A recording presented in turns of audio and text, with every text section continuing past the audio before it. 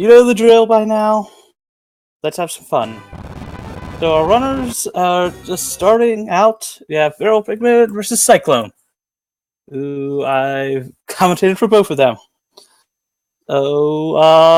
Should be an interesting race tonight. As you know, they've already entered in the first glitch of the game just by starting the power-up.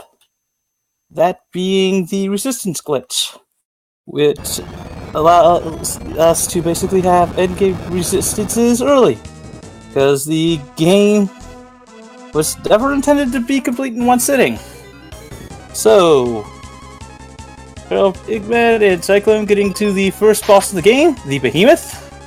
And wow, FeralPigman taking a crit early. Will we see the actual unlucky death? No! It's lucky on that one. And Cyclone? Come on, Cyclone! Cyclone taking an early death thanks to that Behemoth. That's the nature of the game. Come on, Cyclone! Good. Cyclone gets done his Behemoth fight too.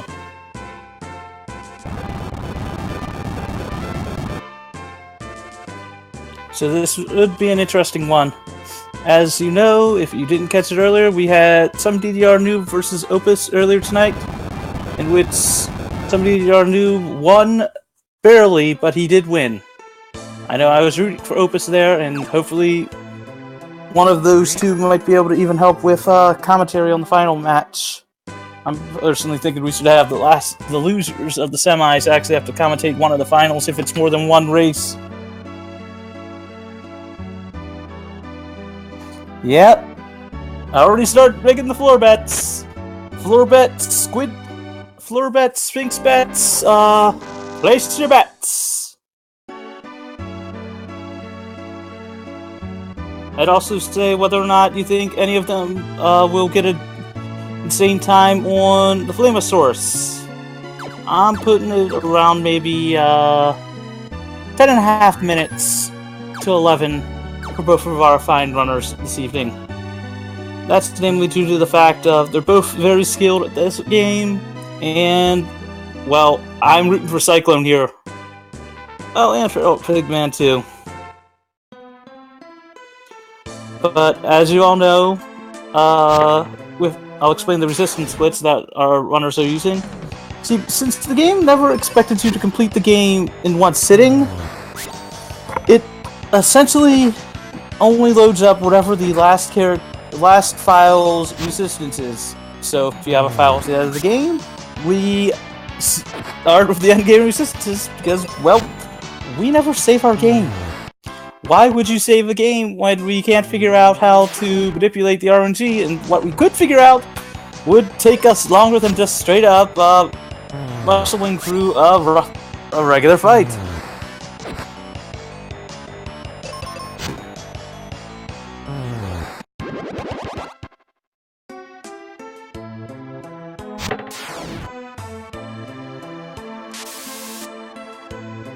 Hey! Nah, I'm just a bit tired. But hey, let's go Cyclone. And hey, we can see FeralPigman messing with his emulator. Technically, as long as it's not interfering with the game, then it technically doesn't violate any rules. And a few other things on that one, but let's have some fun!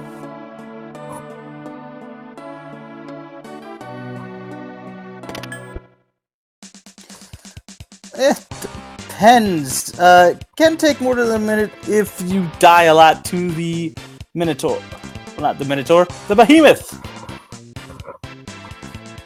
And you're all getting to listen to some of the badass music in this game. Even though it's from our most annoying party member of the entire game, Tristan! Or Tristram.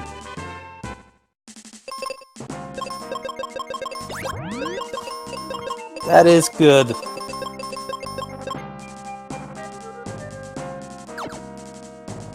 Cyclone finally remembering to change his menuing.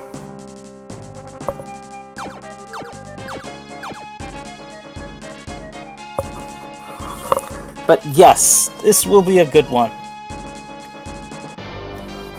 FeralPigMan picking up his bombs? Technically, I guess he's not picking them up, he's just learning to use them. Which is always amusing. That we don't really pick them up, especially for explosives. We just learn how to use them. That's for everything. And again, I still say the best line in the game, at least as far as teaching Ben something, is, so how do you use Mega Grenades? Just throw them. Apparently, no one else in the world could figure out to just throw an actual Mega Grenade.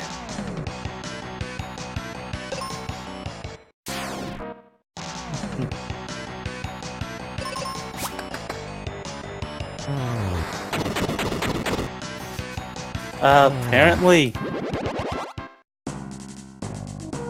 Now, as you are aware, we do use several, well, not that many glitches in this game, but we do use a few. One of them is the ability to, well, infinitely duplicate some items. For example, you'll see both of our runners picking up real soon in this dungeon 3 seeds. Now, why would you want seeds, you may ask? Well, seeds in this game sort of act like ethers in other Final Fantasies, where they will heal MPs. This game works on a spell point system, like classic first 3 Final Fantasies, with having an actual set spell number count. Being able to heal all of our MP immediately is useful. And Cyclone getting a few triple skeleton battles. Ah, good, he finally gets a 1 skeleton battle. As you'll see, FeralPigman pick up in about 20, maybe 30 seconds, if that.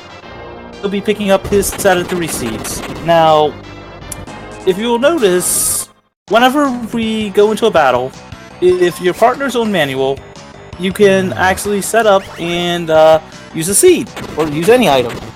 Now, because the game, like the original FF2, actually reads that as an input, it gives you credit for that, it thinks you've used it.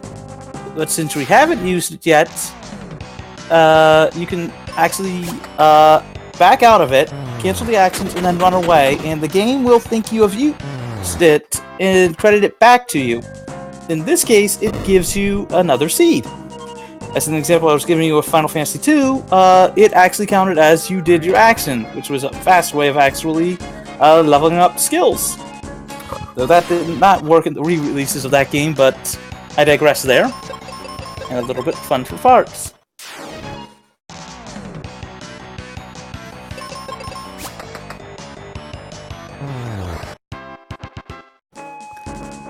Well, as you'll see, FeralPigman using this opportunity to speed up as much as he can. Now, I did not catch if he took Quake or not. I know I'm a fan of taking the anti-Quake strats because I still dupe a lot of seeds, and for me, I'd rather save the few seconds there to be able to actually dupe a spare seed or 2, just because, well, I'm still perfecting the craft of the game. Both of them not opting for the basic blue on the text boxes. And now you see the Flamosaurus Rex, the giant skeletal dinosaur, which it's weak to cure, so we just cure it to death. Now, because Ben only has a limited number of cures right now, as we already didn't seed up, I think it's what, 3 is the normal number, so you have 3 shots for that. If you actually did use a seed, you will have up to 6, not counting the 3 in battle, normally, if you waited to battle to heal up your magic. But, oh, FeralPigman getting a sub 10! Wow! But he's done his Flamosaurus fight, and on to, well, right now, we aren't really getting his stream right now. Ah, there he goes. So, as you see, on Cyclone's side, the Flamosaurus can be a bit trolly at sometimes, and we really need to keep Ben alive because he is our damage dealer for this battle. Oddly enough, considering most of the game he is dead weight.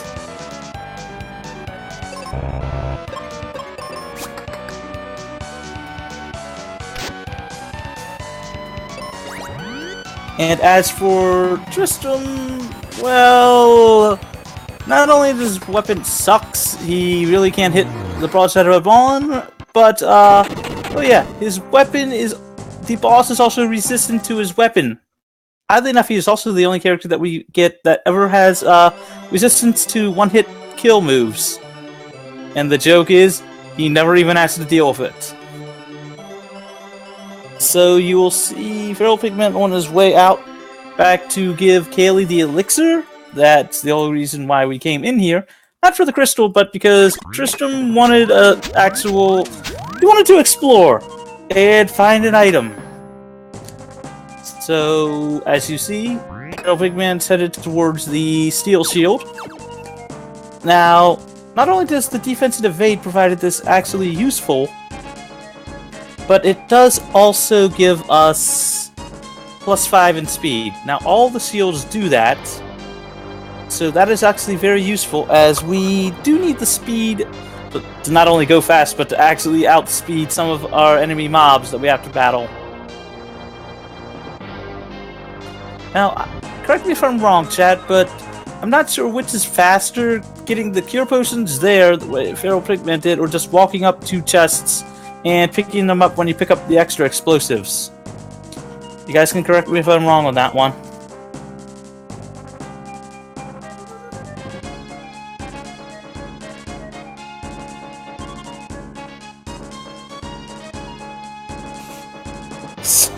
You'd be for actual game-breaking glitch keeping Tristram? I guess!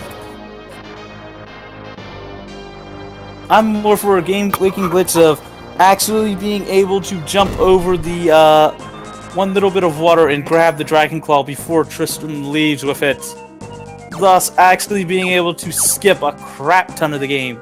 In the language there, but just, if it wasn't for him taking the Dragon Claw, we could essentially just skip over a chunk of the game. It is actually possible. As it is possible to get Kaylee to, before finishing Ice. The problem is that we can't actually finish the game that way because, well, we need the Dragon Claw to finish, and Tristram has the Dragon Claw. And FeralPigman opting to pick up the explosives before talking to Phoebe. I always find it amusing at this point, because it looks like Ben is almost just pestering her to death until she finally says, "Alright, I'll join you. Just stop pestering me."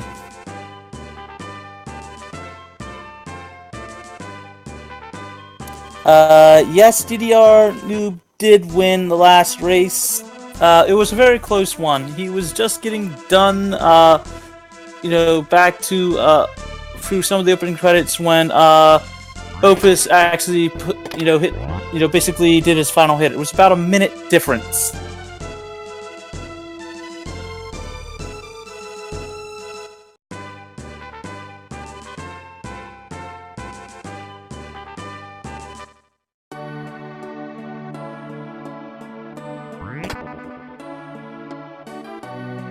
Now, at this point of the game, with Phoebe, since he is also our last partner, we basically have endgame Phoebe status, except for the level. But by this point, you'll see us rely heavily on Phoebe, and usually for manual, except for patterns like this, where you have like two of one enemy and one of another, because, well, as smart as the AI is, and trust me, Phoebe is one of our best partners with AI, apparently can't realize, oh hey, the enemy is weak to this. Maybe we should just use a spell that can target all of them. In this case, you'll end up single targeting or attacking with a weapon. What's even more amusing is that she will also give us the claw, which oddly enough gives +5 to magic.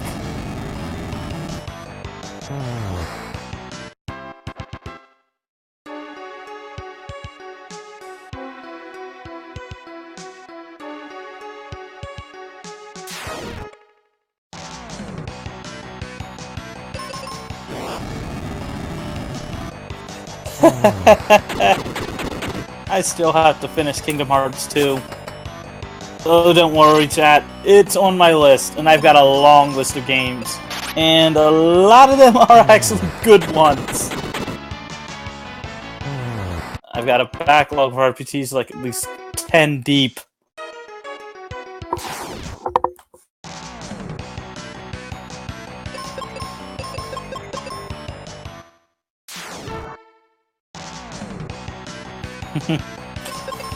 But I'll stay quiet for a minute so that you guys can listen to this great battle music.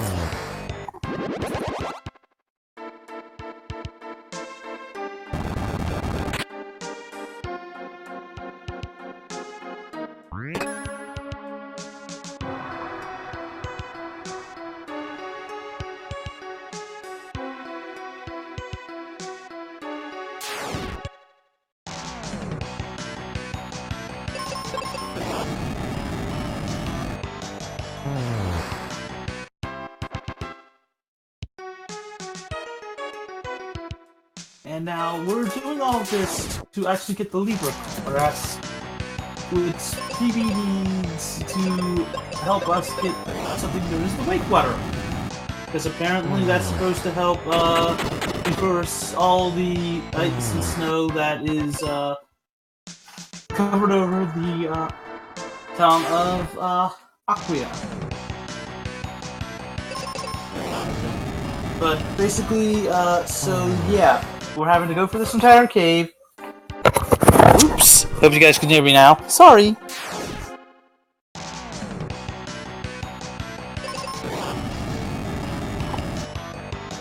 But yeah, so we're doing all this to get the Wake Water, which I won't spoil the gag there, but it's amusing what Wake Water actually does. And personally, I actually use a split that's basically listed as getting the Wake Water instead of just, oh hey, we're done Wintry Cave.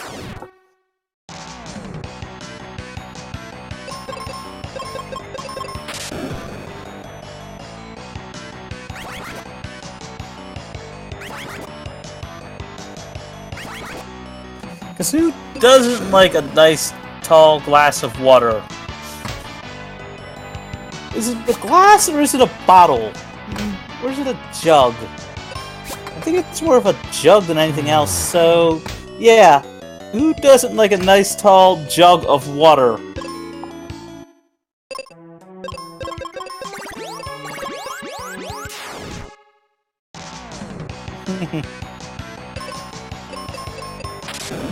Well, apparently the old man in this game really likes his Wake Water. I mean, we literally bummed some off of him.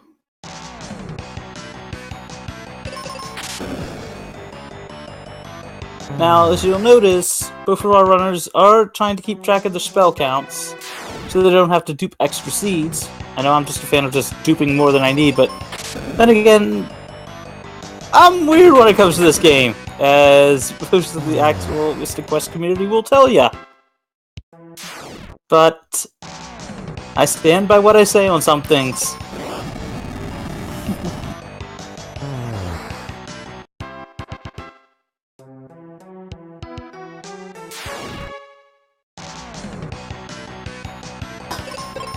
I hope you all are enjoying this, semi-final race. And as you can see, FeralPigman's on his Squidite fight. So is it a squid? Is it a kid? I mean, you have both squids and kids there. Yet it doesn't use any ink. So is it out of ink and it needs to actually dip down into the ink to reload? Wonder what its special is. I mean, it does hit multiple times, so I guess it's using the splatter shot? It looks like FeralPigman's just opting to YOLO it.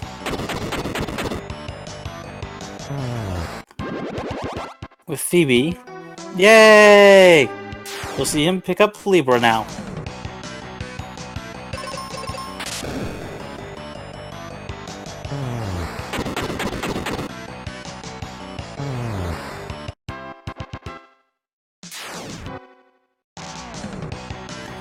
as we know, virtual high five. Cyclone is like 1 or 2 battles back, but as we know in this game, that means nothing to at least 2 of our enemies.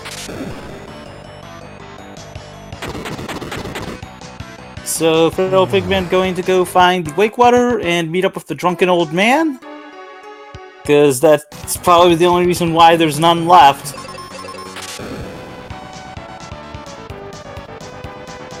I mean, there's an old man sitting on a cloud that can fly away. Hey, if he could fly away, why doesn't he just give us that cloud so we can actually skip most of this game?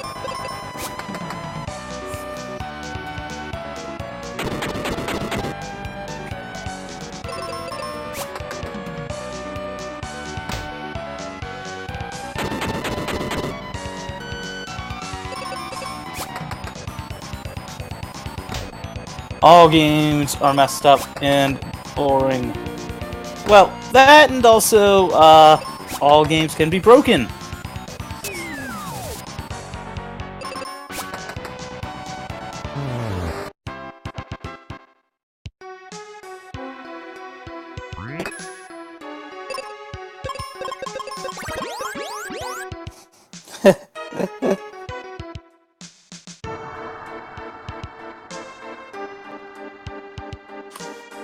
There's a few games that I'd say are boring and yet not boring. I tend to try to find, you know, at least the positives in them. Like this game, the music is great! The coding for the walls is actually good! Else we could find super amazing, cheap clips in this game. Now, the item coding, on the other hand, is, well, a little suspect. I mean, when it lets you buy 0 of an item, and then use 0 of an item, and underflow to get 255 of an item, and also turning whatever the next item is into 1 item up, yeah, that's kind of useful. Also, to explain that, in order, your item menu should look like this normally. You know, if you're not trying to glitch anything, it would be cures, cure potions, heal potions, seeds, refreshers, in that order. That is how the game expects you to have that. So, like we normally do, we tend to have seeds, cure potions, refreshers, heals. And although that item order really doesn't matter, except for slot 4, because if you actually underflow an item from 0 to 255 there, it will adjust the rest of your item inventory. Every other order does not really matter, except for the fact that if you underflow seeds to cures, you will get sky coins. Because that is the next item in the game's memory up, which is a key item. However, what's even more amusing about that is if you do that again, it'll go to sun coins. Oddly enough, if you use that in a battle, you will actually get that in your key item slot. And to explain the other item orders, it goes, if you're underflowing seeds, they will become heal potions. If you're underflowing heal potions, they become cure potions. And underflowing refreshers become seeds. Just a little bit of extra fun and amusing stuff for it.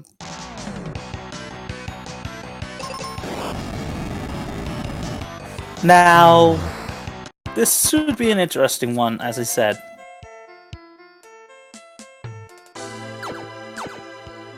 FeralPigman already on his giant snow crab fight? Well, he's going to be electrocuting it, burning it, and then bombing it. Anybody up for fried crab? Or at least, as I say, grilled crab, maybe.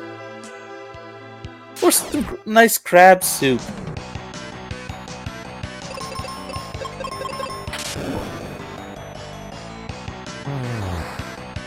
Then again, I'm from Maryland, so crab soup is one of Maryland's specialties.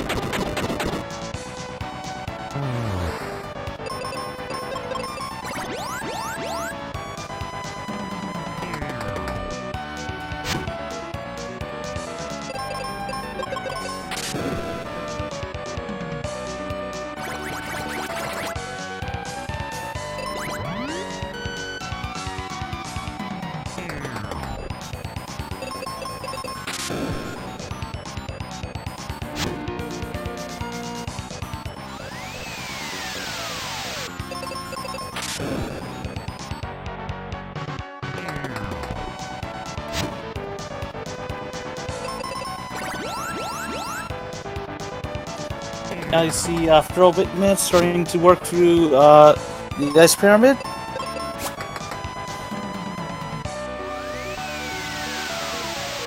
While Cyclone is still working on his snow crab.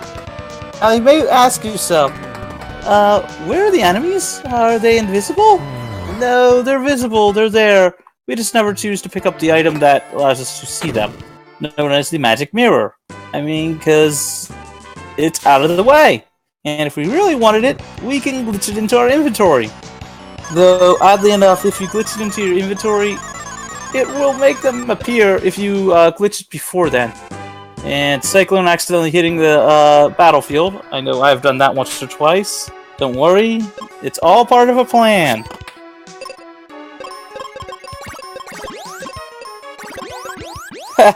I wouldn't call it the bastard child of Final Fantasy. I'd call it more of the, hey, let's teach the rest of the world how good RPGs are, because Dragon Quest sells like hotcakes in Japan. Which is why basically if I recall correctly, Dragon Quest 11 outsold the PS4 version for the 3DS when it came out? I could be wrong there, but I think I'm right. But yeah, Final Fantasy Mystic Quest, or Mystic Quest Legends in Europe, which I still have to apologize to Europe for this being their first Final Fantasy game, period. Which makes me wonder how broken the PAL version is of this game.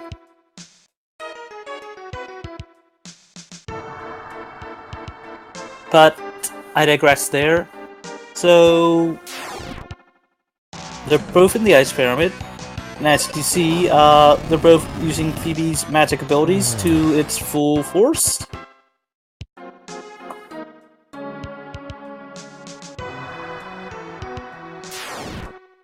Now, I will say this much: this game has been a treat to actually run, to learn to run.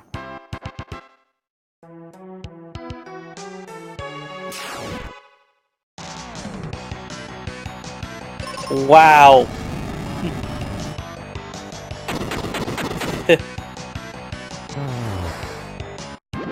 I know Dragon Quest is popular in Japan, aka Dragon Warrior here in the US.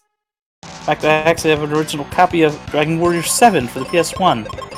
The preferred version of that between that and the 3DS version, just in my opinion, because you can actually see what the hell's going on in that game.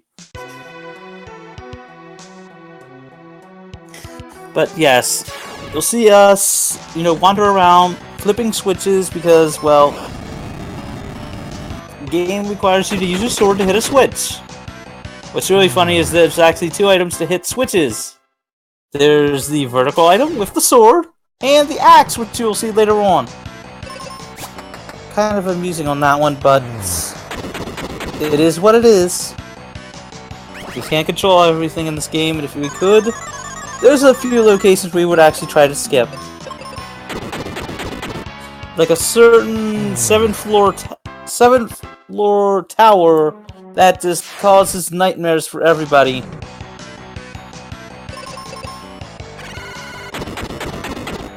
If chat knows what I'm talking about, spam that Baby Rage emote in chat.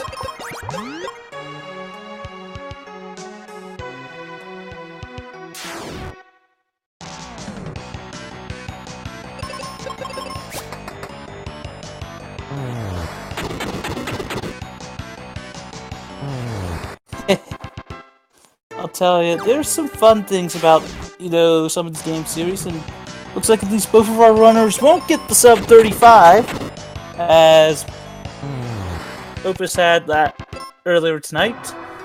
I still feel sad for him on that one.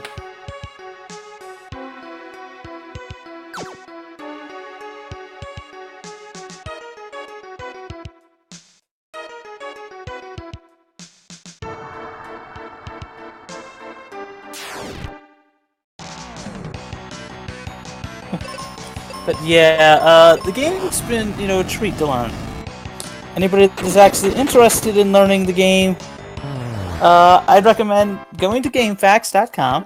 That's right, just go to your search, just go look up your internet, type in www.gamefacts.com, click on the search bar, type in Final Fantasy Mystic Quest, and scroll down to your friendly neighborhood speedrun guide provided by L Vegas, which is a fantastic resource for learning this game. Mind you, it's a little wordy when it comes to explaining enemy weaknesses. I forget who it was that actually made a Cliff Notes version of that, but that's been really helpful to everybody.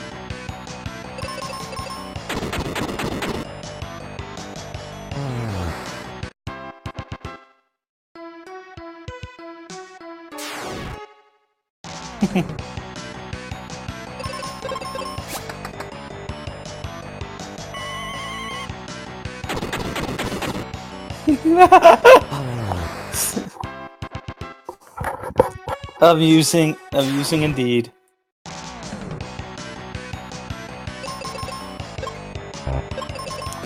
But no, as you see these sphinxes that FeralPigMan is fighting, what's really amusing is that you can actually one-turn them a lot faster, in my opinion. But they are amusing, simply for the fact of being able to just one-turn them with life and some bombs, but that's my preferred strat, even though it takes a second or two longer. But then you have these beholders. Well, they're not really beholders yet, because we can still hit them with magic. But you'll see FeralPigMan flipping a switch. There's two reasons that we jump down into this area. One is so we can pick up... one is so basically we can flip a switch to get out of the ice pyramid without having to walk back. And the second is to basically pick up that little normal treasure chest that FeralPigMan just picked up, the Noble Armor. Noble Armor gives us some more defense and evade, but the main thing it gives us is resistance to ice. And since the boss is an ice golem, being able to resist some of its attacks is, well, beneficial.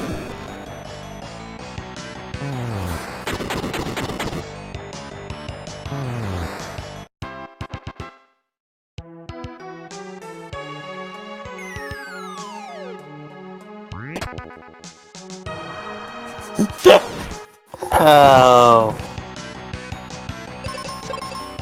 But no, as you will see, on FeralPigMan's side, he's going around, and you see that little hole in the floor?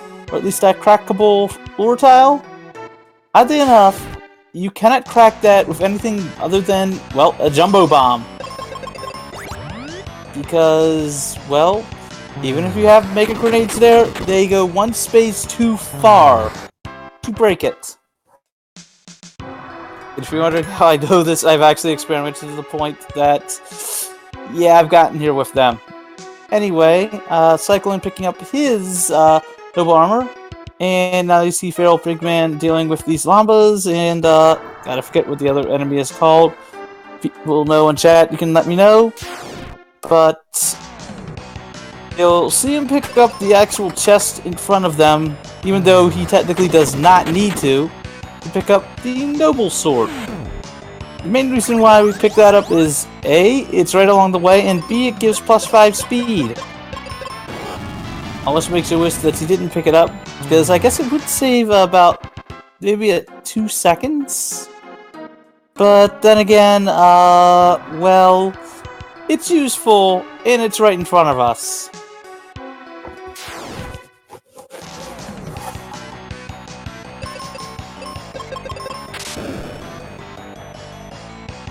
So, if chat's got any questions for anything coming up, fire them away. I'll answer whatever you guys need. Game and about other stuff. And I know I'm setting myself up for something crazy by allowing you guys to do that, but hey! Go ahead, it's after 11 where I am.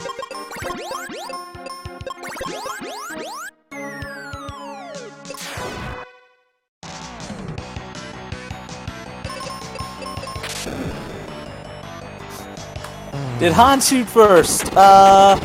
In the original movie, yes. In the remake, Greedo did. In the current version of it, they have it where it looks like it's simultaneous.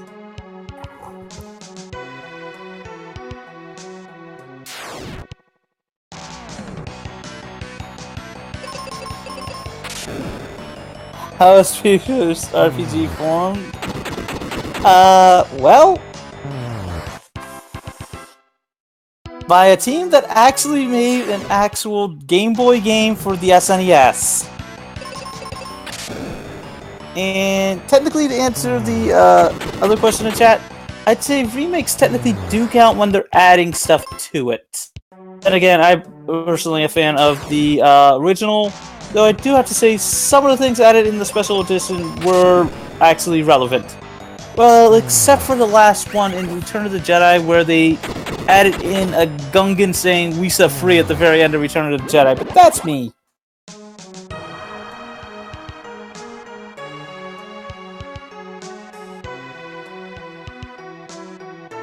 Okay, favorite Final Fantasy game will always be 6. A, I look like Setzer in life, well, in real life, and B, it's the game that got me into RPGs. Thus, that game has a special place in my heart. Then again, I also have to give shoutouts to FF11 because I actually played that game. And if anybody that has actually played that game, it can be pretty hard when trying to farm money.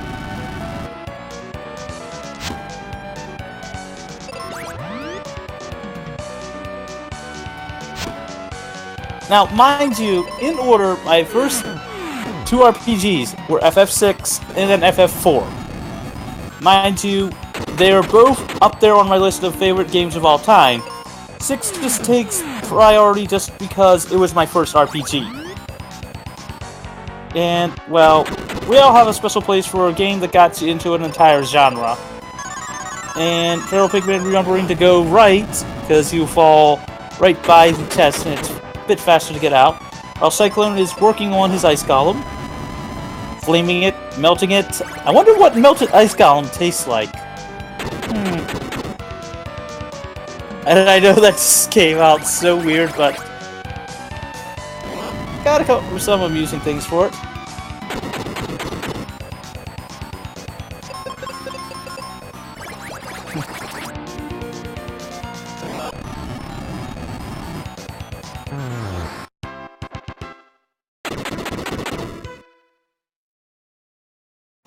"12 is actually a very good game too. Mind you, at some point, I will, if you guys would ever let me, explain my theory of how Ivalice is technically part of Final Fantasy VI. I should say how 6 is part of Ivalice. If you look at the original story for Tactics and the whole Zodiac Brave story, it mentions 13 warriors, and a lot of the references could be applied to the world of FF6. And that's really a longer discussion that I want to get into, especially when I should start explaining more of the actual race that's going on. We'll see FeralPigMan and Cyclone on their way out. Cyclone now leaving the Ice Pyramid, going to fight the only battlefield we do. Now, there's battlefields scattered all over this world. There are places where you're supposed to level up and how you get free items. So, chat, let's start guessing the number of battles it will take FeralPigMan to beat this 10 battlefield stack. Now, the rewards for this battlefield are quite numerous.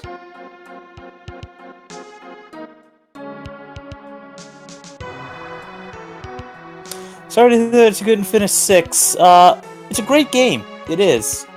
It's, in my opinion, one of the best combos between an old school D&D style, RPG, like 1 and 2, and something akin to 7. So it's the best of both worlds, in my opinion. Mind you, I do like 4-4's story as well. And I don't think FeralPigMan has gotten any of the Sphinxes yet. You guys can correct me if I'm wrong. We're both on a reasonable reasonable pace.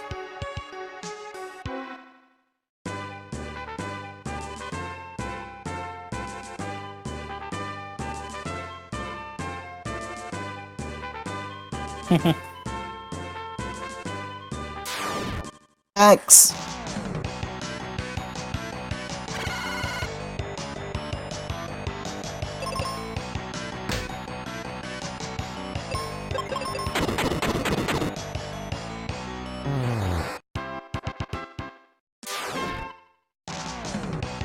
the ending is a little weird on FF6, but at the same point, this is why I say it's more of a... If you link it back to its classic roots with Dungeons and Dragons, you know, and other games like that, it feels more like it's more balanced than anything. Though shoutouts to Square of America, they actually created Kefka's Laugh, which, as most of us know, is what he's known for. That apparently was not in the original version in Japan.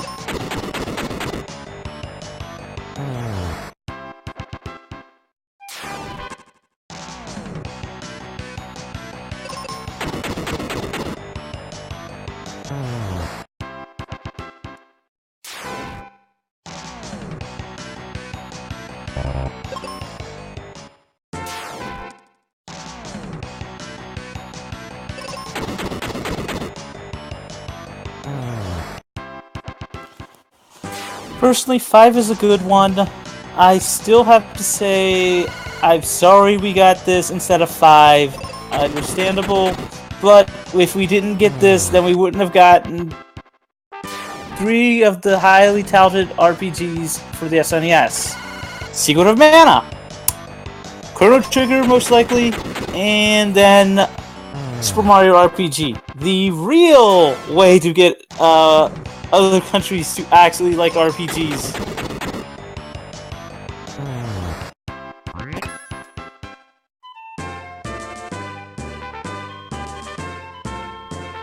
That is true that the RPGs with job systems were fun. 2 was probably the most broken just because, well, as stated earlier, you could really grind the heck out of them during a single battle.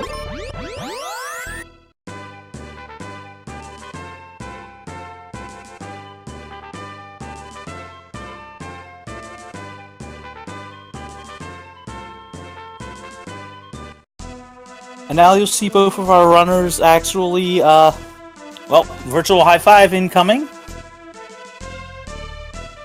What's really interesting to note is that you can actually walk back from Fireburg just by opening that door that Cyclone just opened. If you can warp from Aquaria to Fireburg, which is possible through item manipulation, you can actually walk back to Focus Tower from it. And now you see the most important part of this game.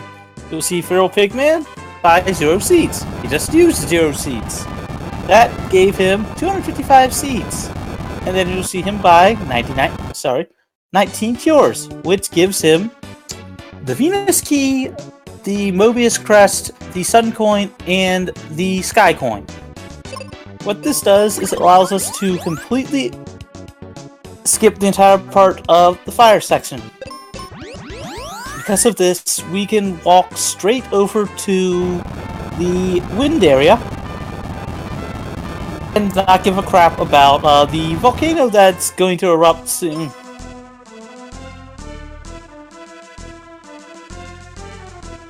Because who needs 4 crystals to save the world? We want to go fast. And, well, Ben is really, you know, not the best hero. And here comes the sandwich! The mummy knocks Ben's sandwich on the ground, so Ben decides to basically remove him from existence with Exit, which you saw both of our runners pick up in that one battlefield.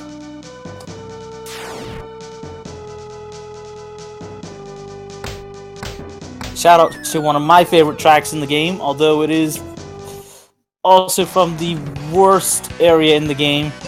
Still one of my favorites.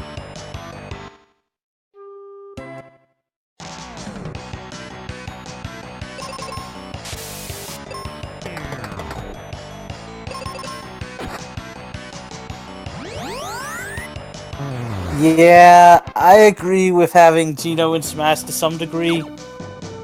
I do. It's better than the Mii fighter costume for Geno.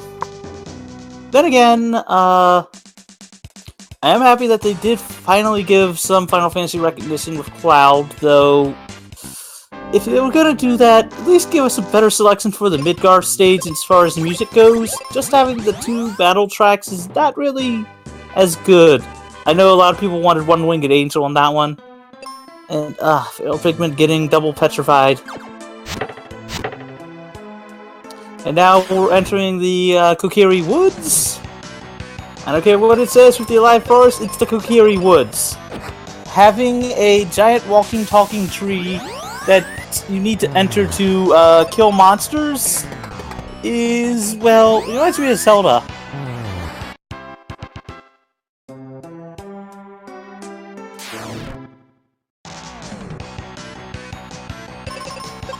Hey, there's worse characters that made it into Smash. Trust me. I'm personally a fan of some of the other more amusing characters, but then again, I main Ike. Well, and Roy, and Little Mac, and Ganondorf. And again, I still agree with one of my friend's old comments about Mario for that game. Mario, the Ryu of Smash. Which is kind of amusing since Ryu is now in Smash.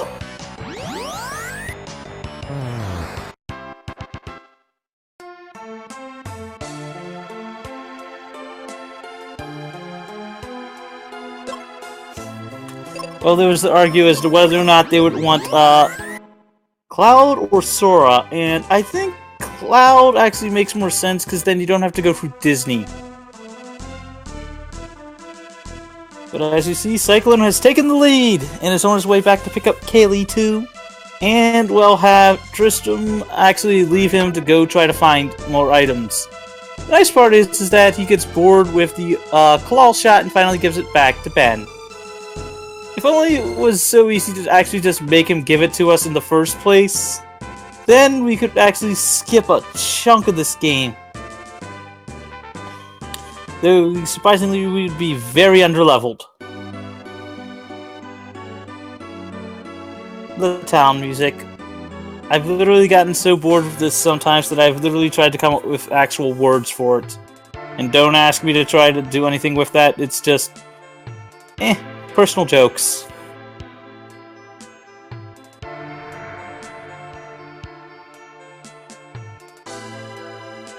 Really? Wasn't sure if Disney owned part of it or not.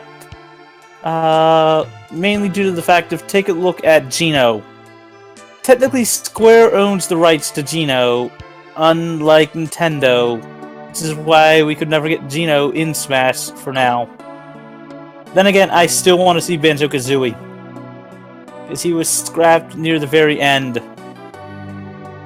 And I know what his actual trailer could be, just...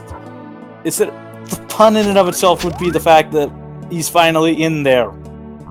But yep, Cyclone just received his claw shot, and FeralPigman's on his way to pick up his claw shot as well.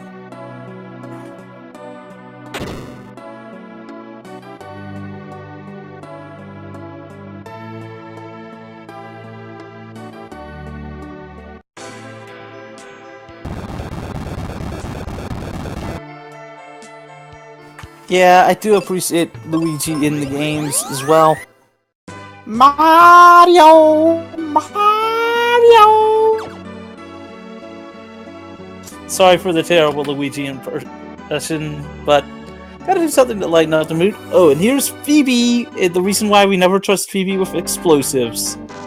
Like, screw it, if my grandfather's running away, I'll take this tunnel myself. And she goes to place a jumbo bomb and ends up blowing up the entirety of what her grandfather Spencer has tried to do.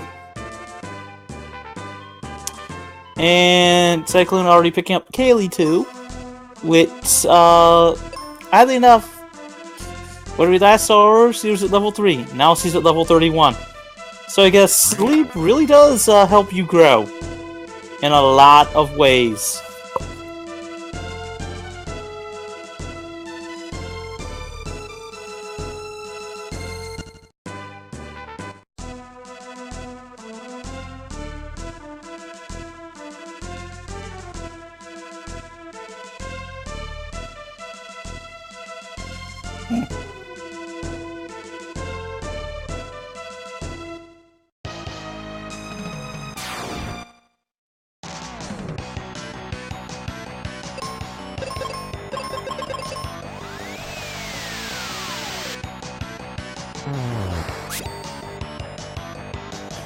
Also, you will see both Cyclone and FeralPigMan picking up Arrow here, which is kind of very, very, very broken by time, as who knew every enemy in the wind area was, well, weak to wind. Another one of those amusing flaws using things in this game. And Cyclone using exit to get back. That's why you see us exit the tower first, because that shows us where, that changes the exit point to that location.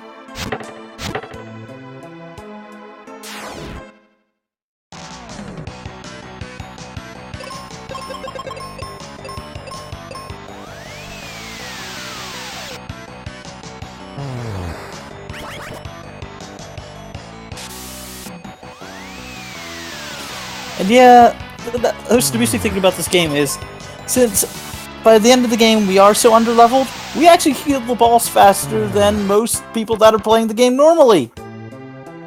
Thank you, Cure Glitch. Which I will explain that in further later on.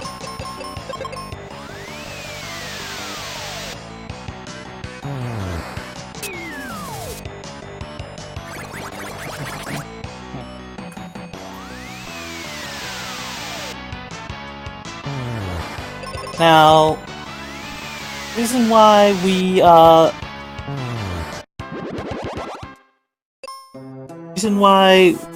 really don't like this part of the game is because, well, the area is long, it's a maze, and there's really no way to skip battles.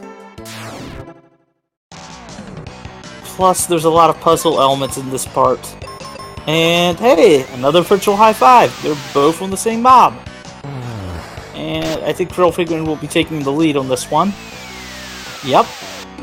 Just due to formations. Now, FeralPigman talking to the Deku Tree says, "Go ahead, enter my insides." And Cyclone opting to use the Kaylee heal strats. That's namely due to the fact of personal preference. I'm a fan of having Ben do the healing, but that's just namely due to the fact that I know to take the half a second to press down when going into the spell menu.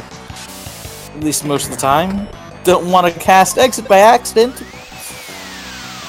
And also you will notice that anytime we fight these tree enemies, they're almost guaranteed to go first. That's because apparently these enemies are coded to the tree enemies in the level forest, the first area of the game, which you never see us fight, but yeah, so their stats are about the same as that, but they have more HP.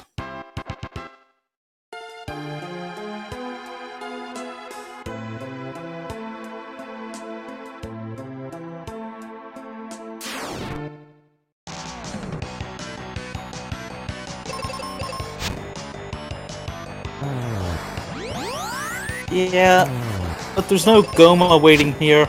Because if it was a spider, we could probably just beat it to death with something, even worse. Well, no, we don't really have a fly swatter. I guess technically blowing up a spider would be, well, doing a lot more damage to the tree than just blowing it to death with a bunch of wind. Which makes me wonder whether or not Aro is hot air or cold air.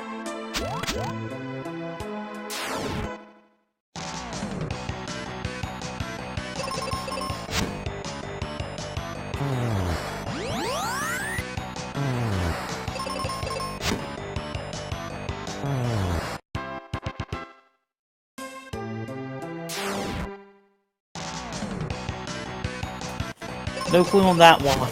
Must be on your end. But you'll see the sandstorm, which really only lowers our magic defense by like 2 or 3 and does damage us. FeralPigman getting the triple worm fight. Cyclone should take the lead after this fight.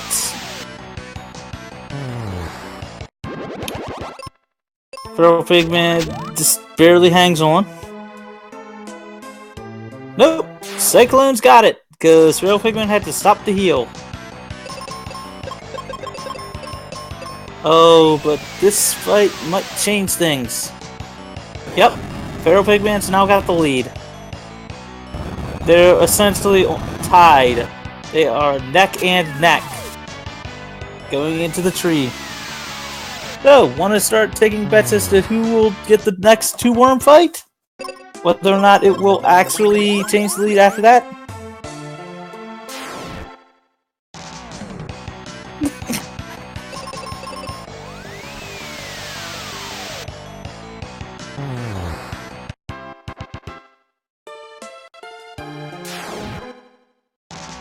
And now Cyclone's ahead and will probably stay ahead after this one. At least by 1 fight.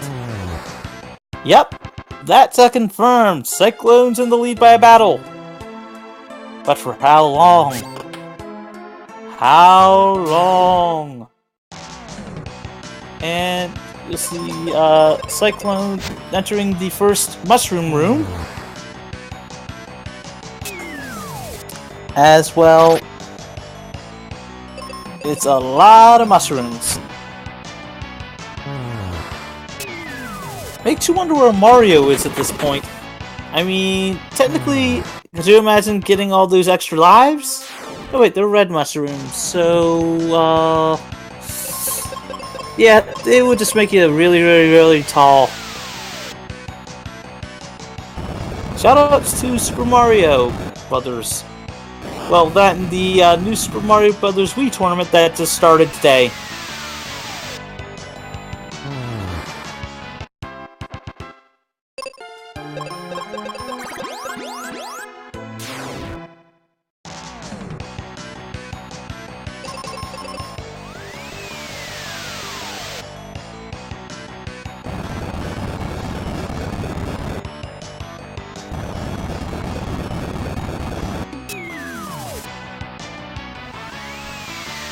And now, FeralPigman is back in the lead.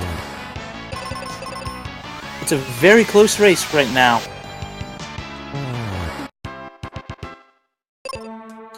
Basically, Cyclone is only down by less than 5 seconds, maybe? Yeah, I'd say less than 5 seconds. I would make a count, but, ooh, and Cyclone's taking the lead on this battle.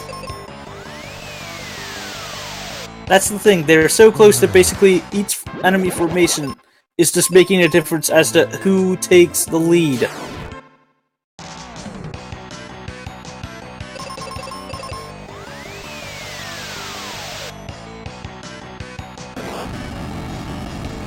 Yeah, I agree with you on that one. I actually owned the game myself, I enjoyed it, and I've enjoyed playing it, you know, with co-op. It's one of the things that I also have to say I loved about, you know, the SNES Final Fantasies. The fact that they had couch co-op. I remember as a kid actually sitting down with friends and just being able to actually just split the party, you know, 50-50 and just spend a couple hours straight just hanging out with my friends, you know, working on a good game. Of course, we'd always switch between, you know, who was controlling, you know, first player during dungeons, but you gotta give a little to get a little on that one. And now here comes the frogs.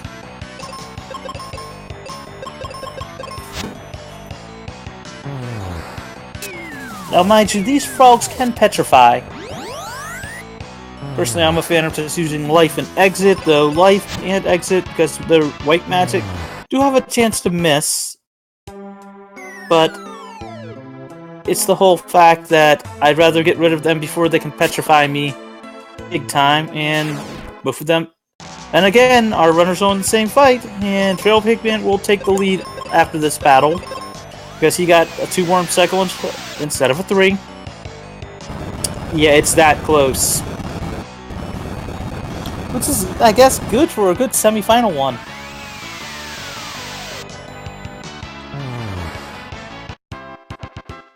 Hey, Yoko. Nice to see ya.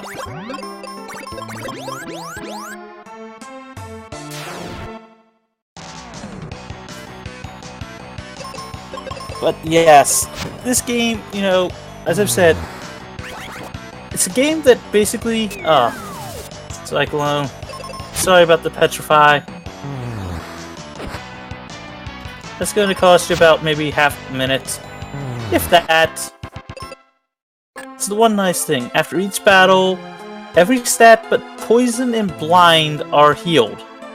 I mean, even if you're dead, you get revived. Though, if I recall correctly, I think it's what? Wounded is what's used in the other games. This is literally one of the only Final Fantasies that actually says Fatal. I think it's what? Either Wounded, KO. You know, this is one of the few SNES games that actually references death, you know, for a Square Enix game at the time.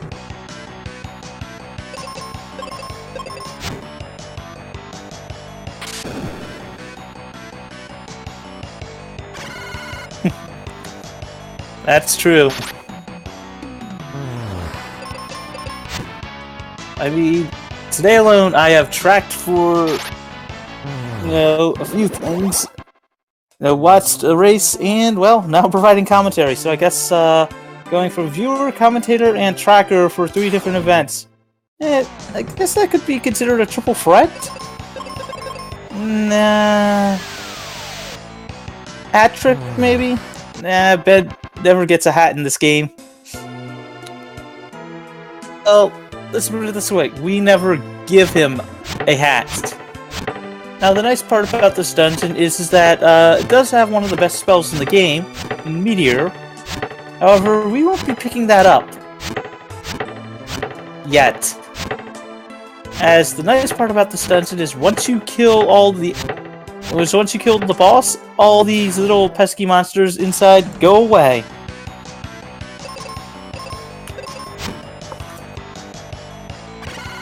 But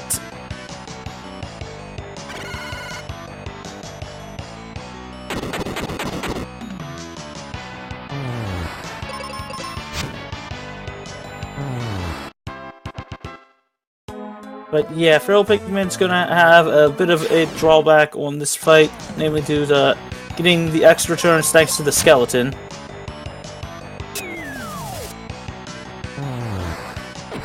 The way this game is shaped out, you can seriously tell how things are going to be. Oh no! They were in sync for a second!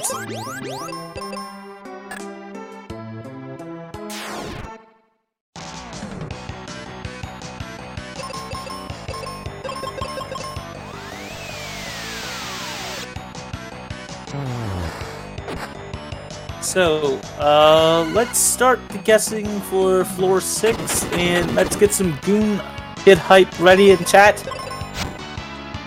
We really should have a Goon Kid emote, but we don't.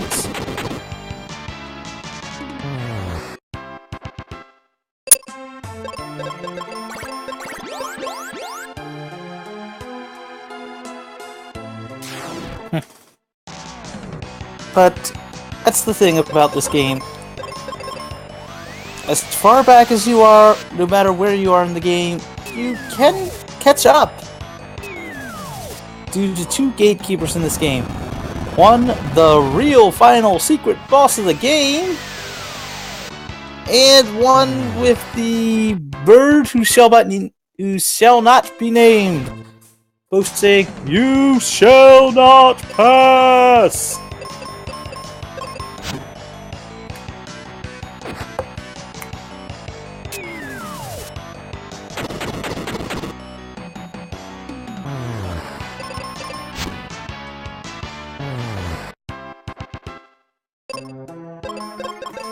But that's the thing in this game. It's been a joy to learn this game.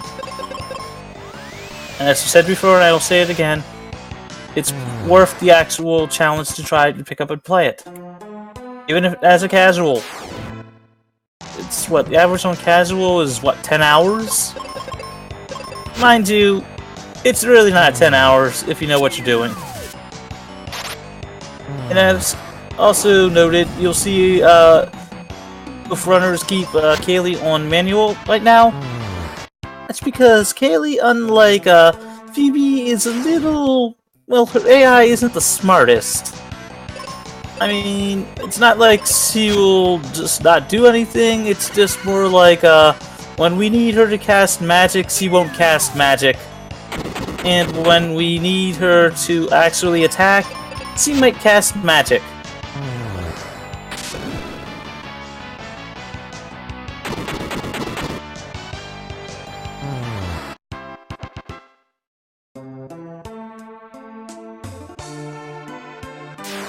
To answer the question in chat, it's about 2 hours 15 minutes to 2 hours and 30 minutes, depending on RNG and also depending on a few small, spots in the game. But the current world record for it's 1 hour 52 minutes. I forget the amount of seconds, but close to 1 hour and 53 minutes. And I know some DDR noob who won tonight's earlier race ended up getting a PB earlier in the week. I think it was earlier last week. Cutting his time from a 158 to a 156.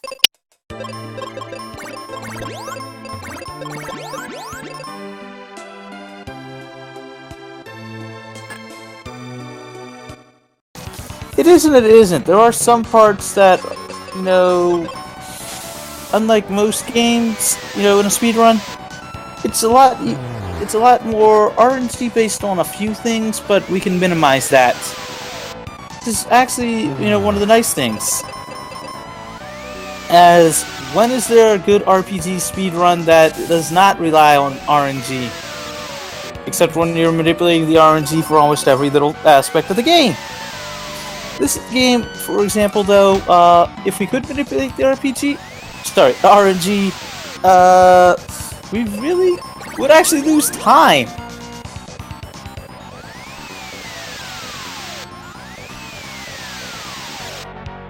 But it's the whole fact of, it's been a treat and a joy. And let's get those goon kids ready in chat for both of our runners. I expect to see double the amount of goons, as they're both on the final part of the boss. Who will be the first to become a goon kid? Will it be Cyclone? Will it be FeralPigMan? Let's find out. Oh, it's so close. And FeralPigMan takes a death. And Cyclone's done it! He is now a goon kid! Let's get those goon kids in chat! Now, if you notice the trees, it says Goonkid. It's supposed to say go on kid, but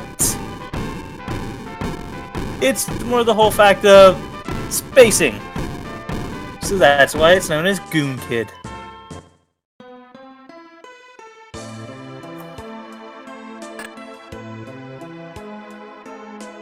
And now you'll see Cyclone headed back down the tree. This is one of the only times you will see us not exit out of a dungeon once we have exit. Namely due to that little, normal treasure chest that you just saw Cyclone walk by. That contains Meteor, one of the most powerful spells in the game. Which actually makes Ben start to be usable. And it's the whole fact of, because of that, we can actually have Ben start attacking. And FeralPigMan is now a Goon Kid as well.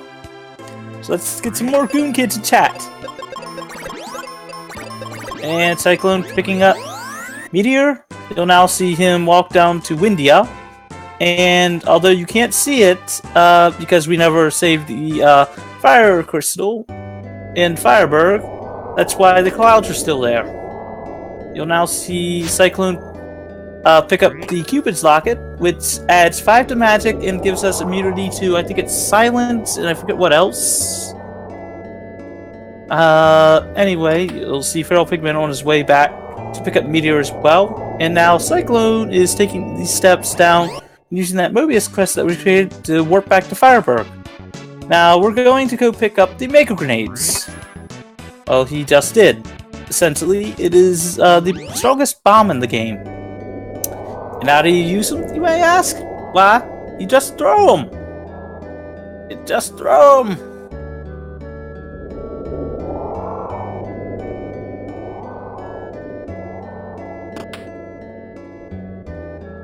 But as you see, Cyclone is now talking to Otto, this game's Sid. They've got a Chocobo, but no Sid. And now you see FeralPigMan doing the same thing, while Cyclone is headed over to Mount Gales. When we talk to Otto, he's like, yeah, I can help you, but the wind's too strong for me to create a bridge. Can you do something about the wind? And so we go to Mount Gales to stop a Dullahan. Basically, the Headless Horseman. And the nice thing about this area is a single target arrow, a meteor, and you're good. Mind you, you could also use a single target life and a meteor, but why risk the chance of missing? If only for maybe a second saved with animation, but personal preference there.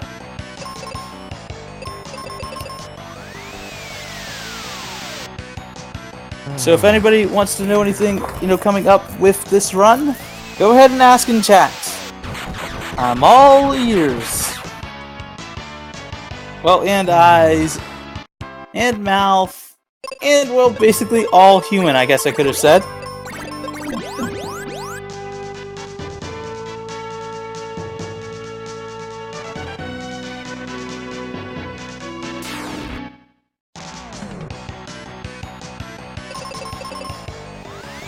I still find it funny that those vampire bats... are they vampire bats? I mean, they look like them, but they look like they're wearing a sheet over top of their head. But now you see the power of Meteor. The thing is really strong. I mean, I have seen some single-target flares do over 2k in damage, but those were two very, very, very weak enemies.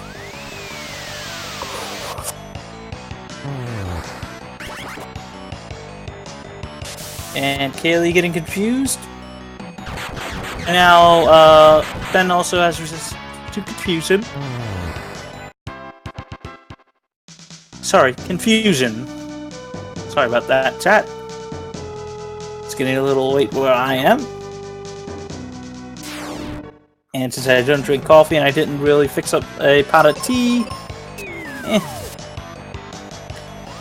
But Cyclone, after this battle, will be getting to his Dullahan fights. One of the more amusing and annoying bosses.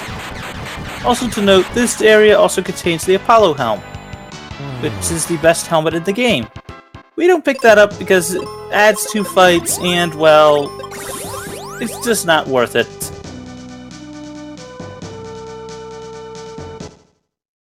Though, I can't believe Ben is only getting paid 2 GP a week. That apparently is his allowance. Now, will Cyclone use the heal strats or the just straight up damage dealing strats? That's the bone of contention between the runners. Heal strats, you have a chance. If you use heal on an enemy, you will see it have the opportunity to maybe deal one status effect, or multiple status effects. Poison, paralysis. I don't think it might be confusion, sleep, and silence. I wish it had the ability to just petrify, but it doesn't. And I know some runners opt to try to use Kaylee to use that on him, hoping for a paralysis, because it gives us a free turn, at the very least, and if we're really lucky, it will last more than a single turn.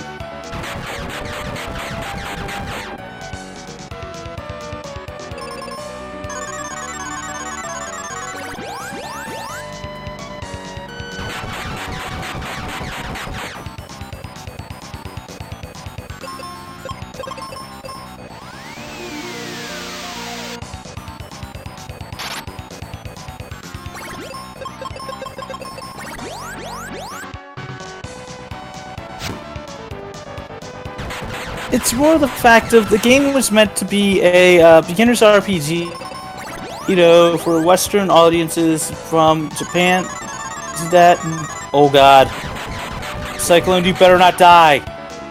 Kaylee down, and yay! Everyone, applaud Cyclone for that one, because going without Kaylee can be rough in this area. But that's the thing. This game was one of my. It was. God, I played 6 and then 4 and then this game. I still enjoyed it, actually. I did, because, well, even comparing it to 6 and 4, it wasn't that bad. I took it as more of a standalone game. Then again, I had also played Final Fantasy Legends 3, so I enjoyed that one too. And Jerk Bird incoming. So chat, let's start getting the guesses now. Pazuzu, the main boss in this area, appears in every floor until we talk to him. He then goes to whatever floor, goes to any other floor than the one we talked to him on. We talked to him on 3 because we walk right by him. He cannot go to 7, else we could not get to him. What we are hoping for is a floor 6, because of the fact that it's the closest, you know, to 7, because we have to walk up this tower. And the second is floor 1, because, honestly, if floor 1 means we can just walk down, hitting the one switch on 2, and then exit out of the tower, and then immediately walk back in and talk to him again.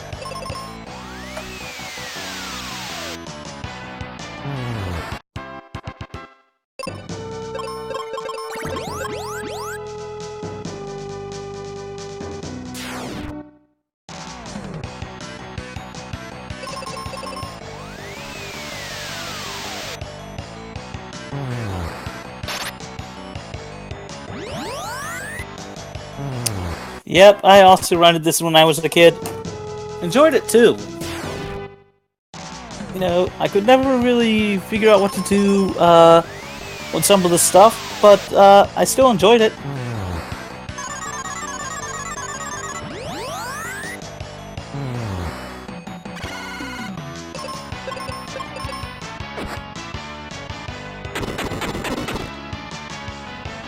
But this is one of those, I won't call it a gem, but more of a diamond in the rough. And by rough, I mean it's a little rough. Yep. But as far as a baby's first RPG, I mean, it is amusing, and it does teach you the basic concepts of it. Though I'd still say Mario RPG is a lot better. But then again, that's more of an action RPG. Don't get me wrong there, I love Mario RPG as much as the next person. I've actually done the 100 Super Jumps before. And been to Great Guys Casino.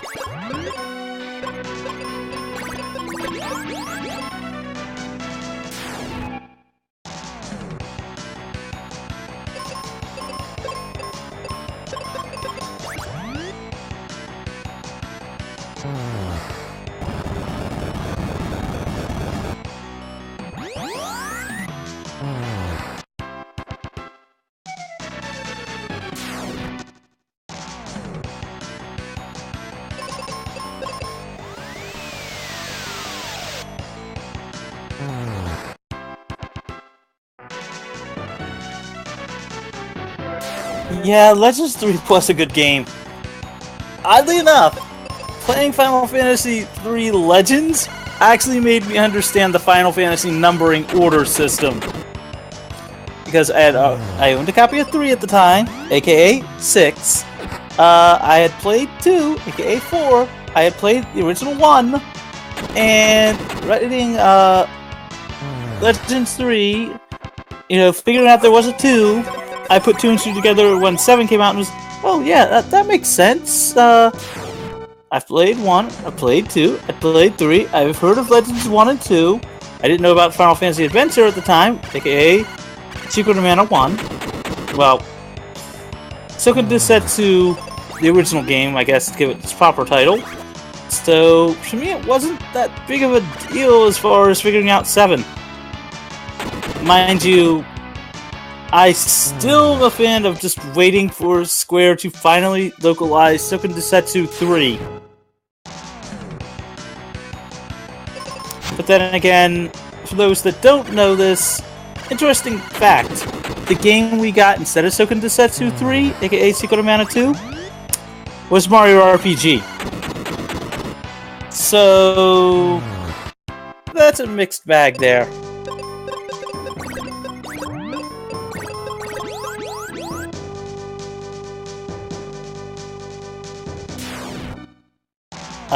Actually, this game came out in the US first.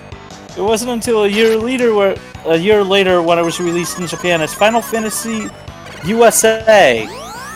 And oddly enough, this is one of the few games that the US has the more broken of the two games. Because, well, we can life enemies to death!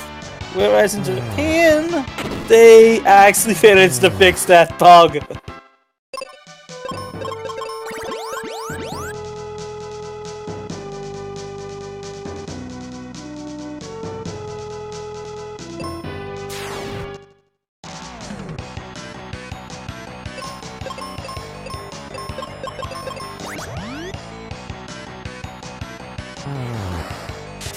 Not sure when the finals are going to be for this or that one.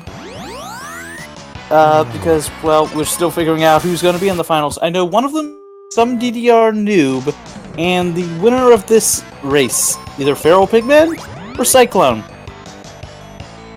Personally, I am actually going to root for whoever is the further down on the SRL leaderboard, just so we can have an interesting race.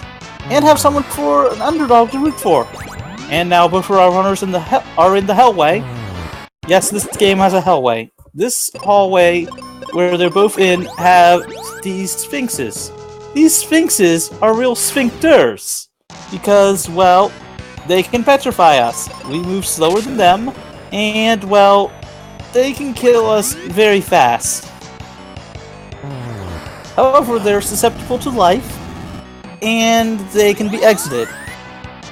But apart from that, this part of the game is dangerous. This is why you see everybody healing after each fight.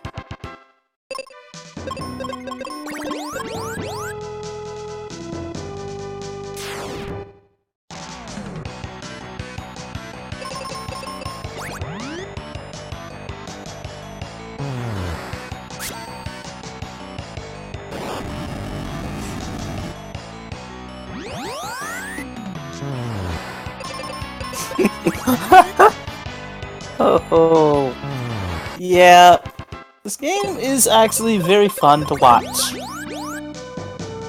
as our runners here can, demonstrate. It makes you think a lot more. It's an RPG for beginners that actually makes you think. Mind you, you can also hold A and play another game at the same time if you really want to, but then again, and FeralPigMan taking to death there. But don't give up! Because if you give up, you go back to the title screen! It's one of the nice things about this game, which actually wasn't implemented in the main series until 13, where you could just choose to retry a battle!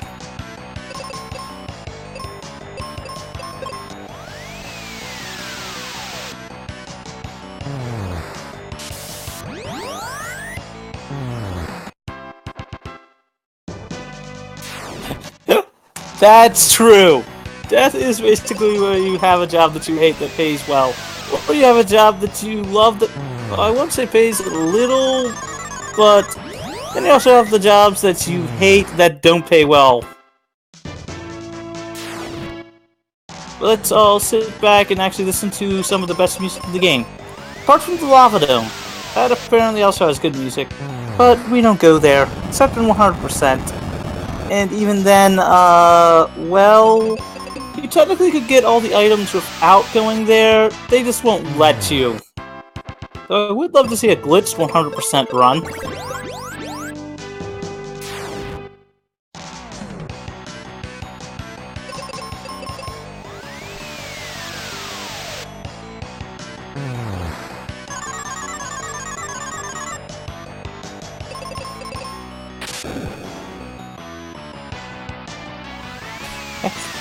Hey, Doom Castle is good. I like this music too, and I do also like. I haven't really gone to the Lava Dome in ages, but I heard those three are some of the best music in the game. Mind you, I do have to say shoutouts to Square Enix for finally admitting this game has good music. As to anybody that's actually ever played Theater Rhythm Final Fantasy Curtain Call, this game actually managed to get 2 tracks in there. They're both the battle music.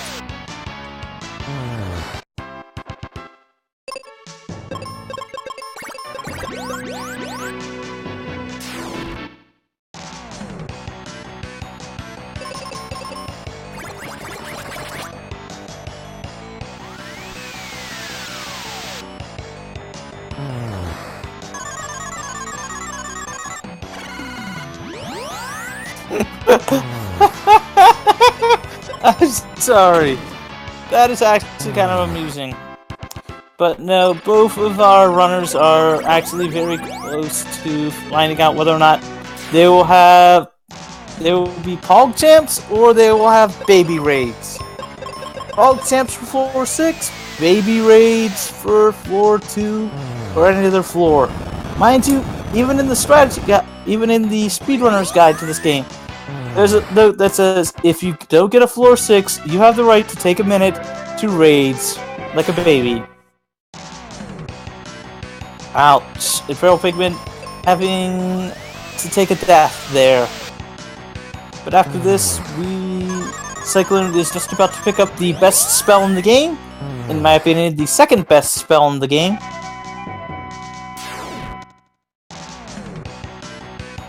But the best multi-target spell in the game, I guess I could say, as life-only single targets.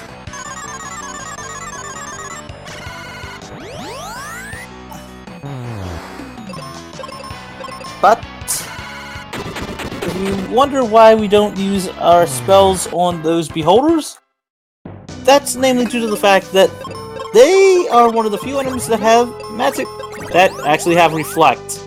So, casting a spell on them, well, you take the damage that you get on them. So, here we go. They're both on floor 6. Will either of them be Pog Champs? Will there be some baby raging? I know, as for now, I don't think we've had any floor 6s today at all. Will this match be the same? Will there be a difference? Who will lose in favor? Cyclone? FeralPigMan? Let's get our guesses now!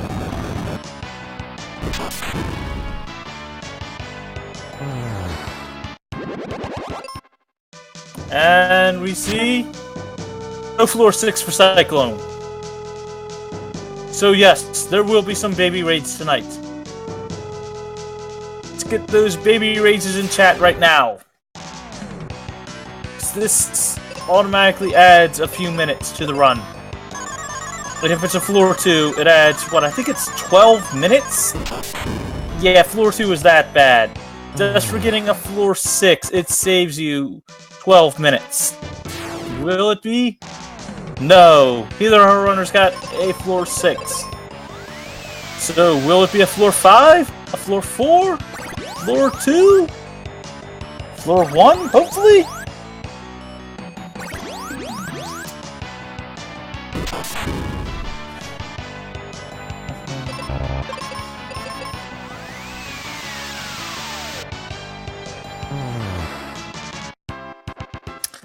Nice thing is that honestly, we'll know soon enough. Will it be a floor 5? No!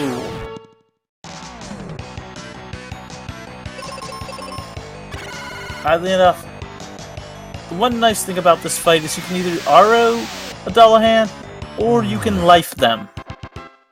Yeah, every enemy but the Chimera in this tower and the bird itself and the beholders can basically die to life. So are they afraid of life? Or are they, just don't like Oh god. FeralPigman's got a floor 5! That's good. He's got the 3rd best floor. Now, Cyclone is not out of this yet. It depends on if he gets a floor 1 or not. If he gets a floor 2, then wow, that's going to cost him time. And FeralPigman will have at least a good... It's what, 5-minute lead? Yeah, that's how much it is just due to floor 2.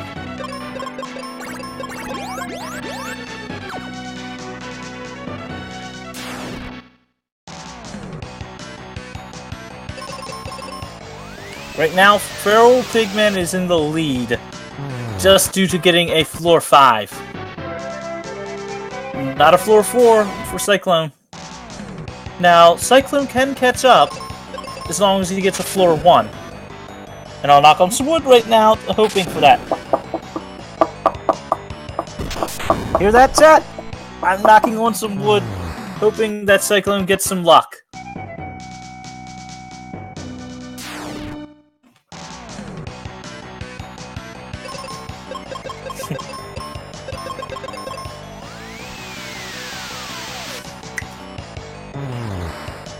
But because we have to go hit switches to trap Pazuzu, that's why FeralPigman can't immediately go and talk to him. Because if we go and talk to him before trapping him on a floor, he can move to another floor. So what's even more weird is that technically Pazuzu is not meant to go to odd floors. He will do it anyway, but still. Let's see, a floor 3, which we know we can't get to. Will it be a floor 2? I'm hoping it won't be. That's the other thing. Since we bank on a floor 1, that's why we don't go and immediately hit the switch for 4. Because if it's a floor 1, we don't need to hit the floor 4 switch. Because apparently Pazuzu can't go up.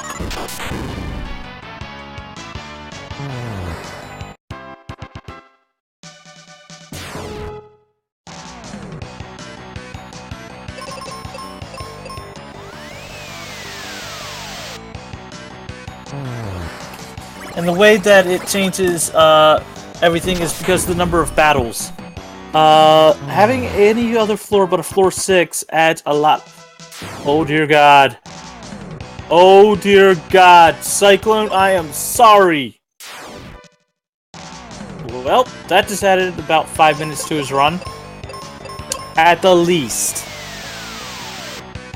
That is how bad a floor 2 is. It is literally a guaranteed 12 minutes added to your run. Mainly due to the fact that you have to add at least 20 plus battles. I think it's like 23 or 24, I forget the actual number. Someone actually did jot that one up.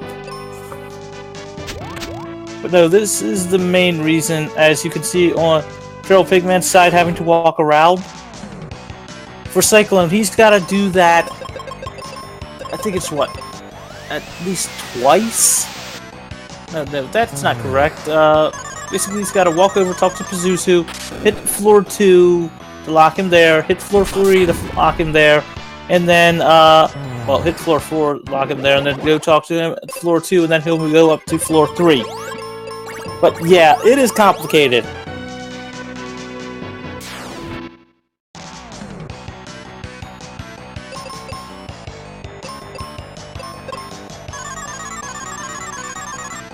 Well, it does depend.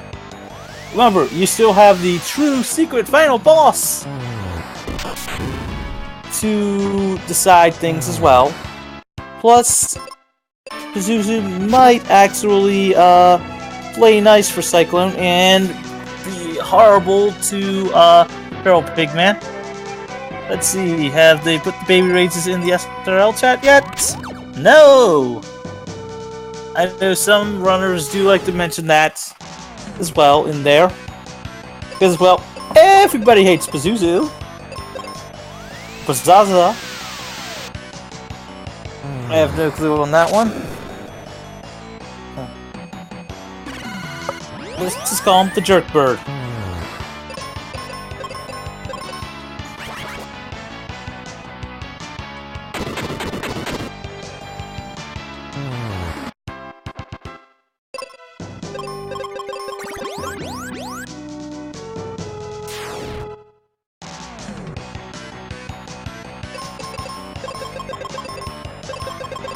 And FeralPigman on his Pazuzu fight. The Jerk Bird, the first of the two gatekeepers. The monster that we wish we could kill in a single hit. If he actually gave us, you know, a floor 2. The reason for Baby Rage. The Eternal Captor. Whatever you want to call him, the enemy we hate the most in this game.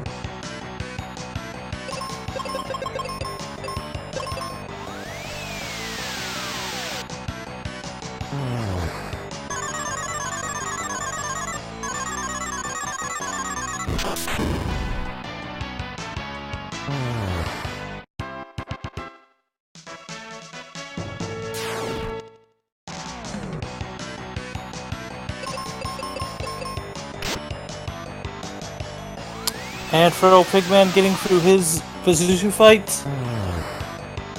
So Cyclone is a bit far behind right now. This is how much Pazuzu makes a difference.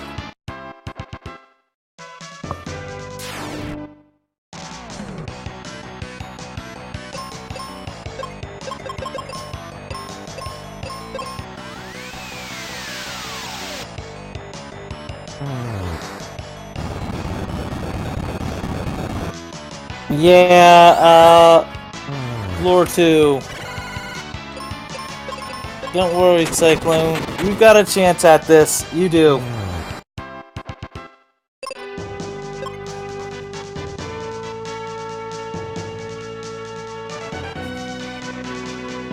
Oh. Your opponent got a floor 5.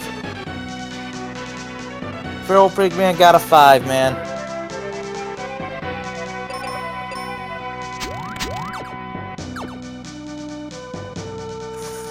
FeralPigman got a 5.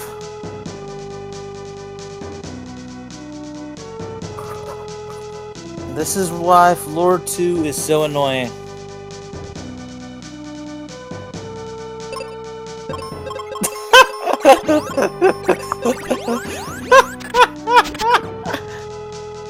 Okay, for what someone said in chat, you get an honorary Pog Champs and a thumbs up from me. Yeah. And now you see FeralPigman picking up his sandwich, and then talking to Kaylee, bombing open the waterway, as well. Captain Mac, who we need to go talk to, is apparently Kaylee's dad. And, well, we need to rescue him from apparently his own ship, which apparently is misty, foggy, and apparently has a lot of monsters. Now, I forget who it was that made the joke about if Captain Mac hadn't lost his hat, then we wouldn't have this entire adventure. I forget who made that one. I'm personally a fan of just making fun of the actual music in the towns.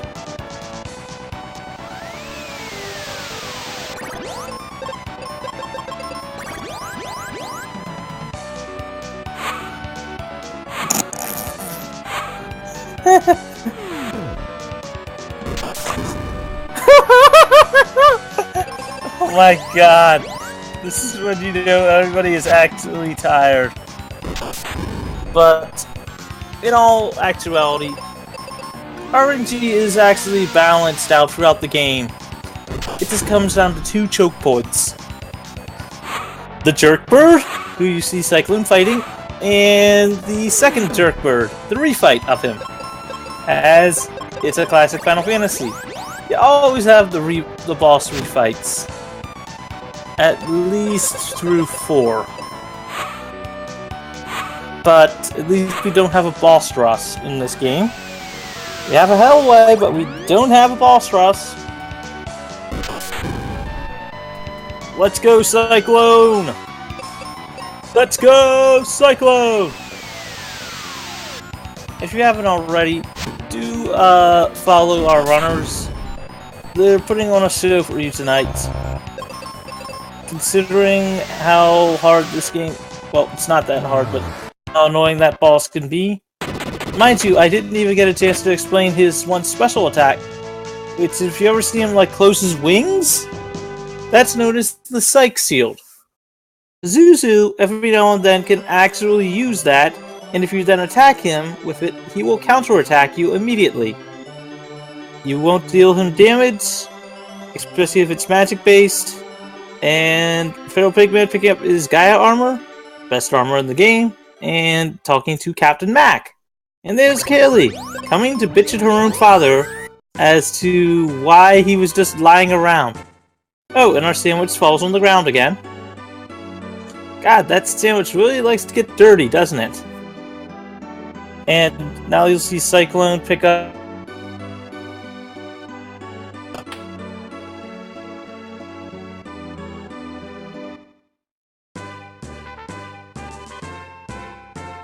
An underflowing an item there will give us a lot of different items without messing up the rest of our inventory. And on FeralPigman's side, you see Phoebe again!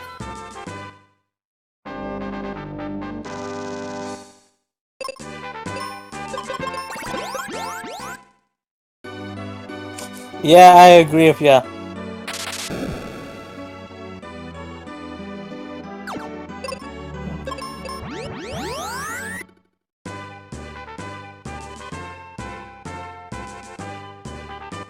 Now, you see on Cyclone's side, Ruben throwing an actual Mega Grenade. So apparently he also knows how to throw Mega Grenades. And now you see FeralPigman with Phoebe in tow, walking over to Captain Mac's ship and entering it. Though I do have to like what, you know, when he asks Captain Mac how to pilot his ship. Answer? Just press the A button. Who knew you could actually, you know, steer a ship by just pressing an A button? And now you see Cyclone, you know, getting his captain's cap from Kaylee.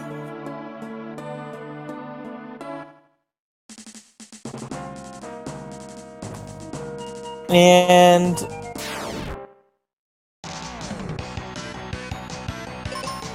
going through his own Captain Mac's ship, while FeralPigman enters the last dungeon of the game, Doom Castle, which apparently we've been here before, several times. Now will FeralPigman take the Aegis Shield? I think he's opting to not. Yep, he's going for it. He's going shieldless. Now, what's special about the Aegis Shield is that gives us protection from Petrify. And as you notice on FeralPigMan's side, how he is literally being able to life a boss, that's because the developers forgot to put immunity to one-hit KO moves on this boss and the next one.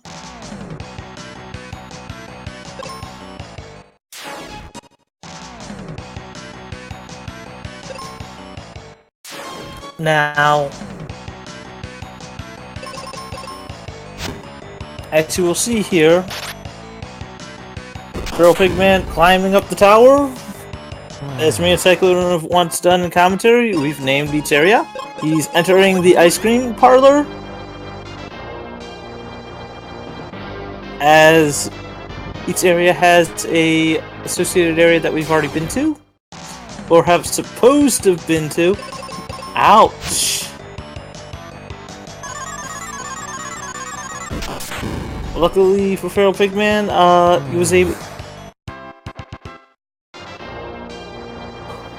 was able to finish that fight off before having to possibly die. So FeralPigman wandering through the ice cream parlor, while Cyclone still looking for his Big Mac sandwich.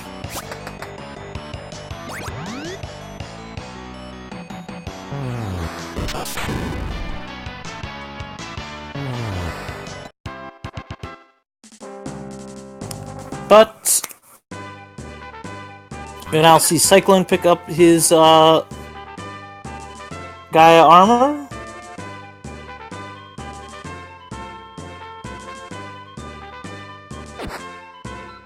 While FeralPigman continues to wander through the ice cream parlor to find, to basically pick up his tray.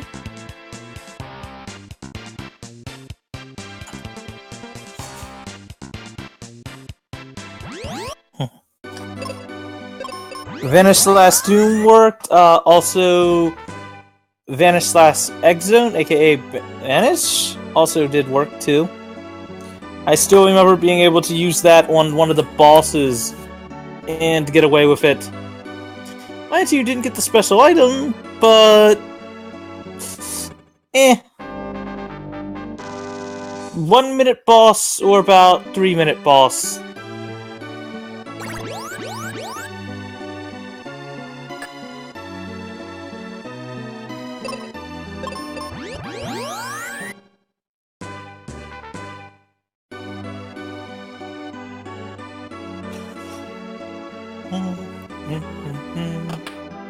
If anybody ever watches any of my streams of this game, you'll actually see me recently of trying to come up with words for that song.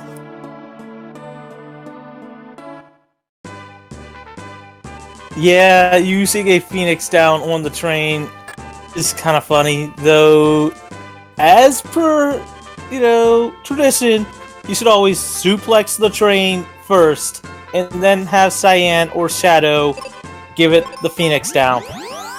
Which, in the SNES version of the game, is spelled with an F.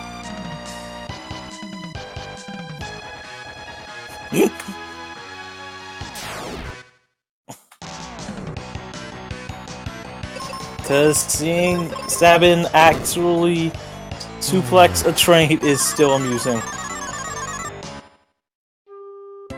Ouch. And Cyclone taking a death. While FeralPigman exiting the Stone Golem, the Ice Golem refight.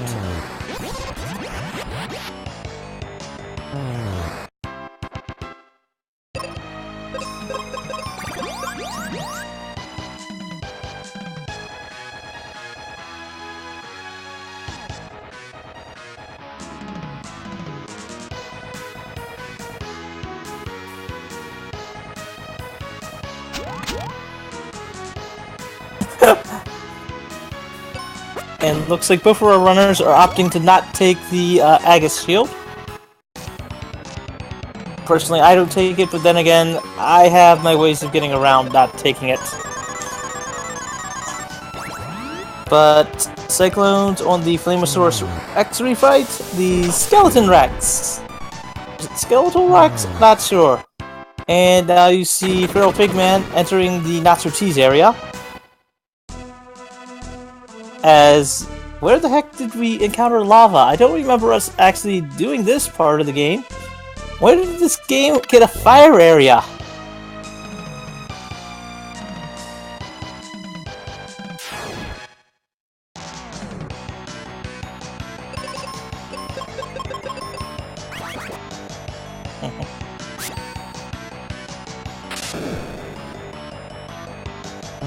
But now Cyclone's in the ice cream parlor.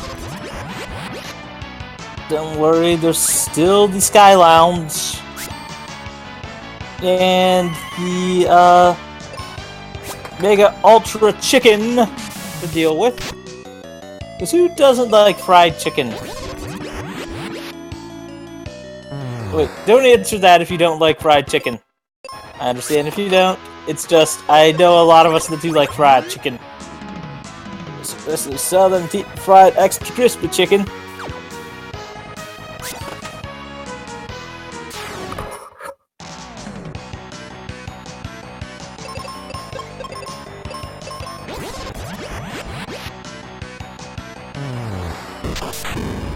But FeralPigman working his way to his worm.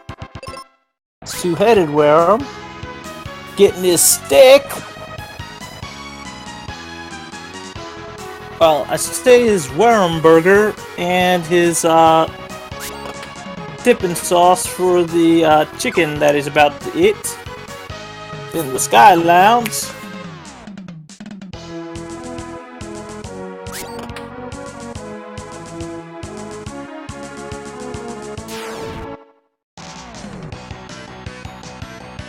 And now you see the twin-headed realm, which we never fought his original version, as well. Glitching is cool! Remember, kids, glitching is alright as long as you can actually show that it was a developer intended.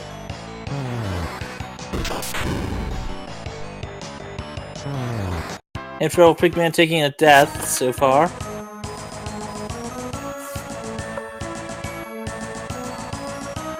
Will the twin-headed worm decide to troll? I'm personally hoping for a close race, so I have to say yes. And Ben is down.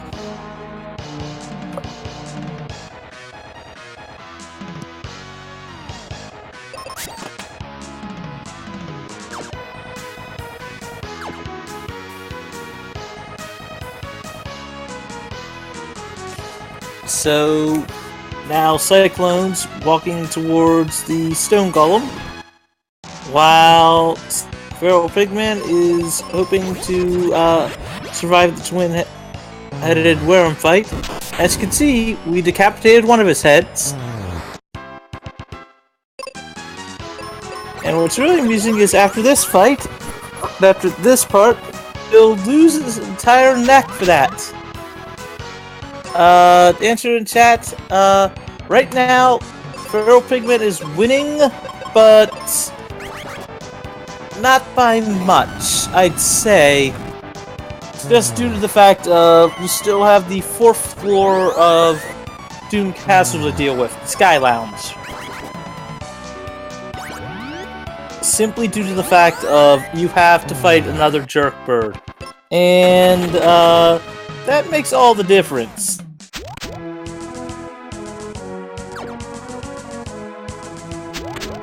Because that bird can straight up say, "You shall not pass!" and cost you an entire race. Now, will Cyclone actually... was it him or Marsh that actually had to deal with that in the first race of one of the first races of the tournament? I remember someone did, where the bird basically just cost them the entire race. I'm rooting for you, Cyclone. If not, we need to make sure we get some good commentary from you on one of the finals. If it's going to be more than one race. Which, I'm hoping it will be, just for the whole fact of to ensure proper RNG madness. Ouch. Come on, Cyclone, you've got this. You got this.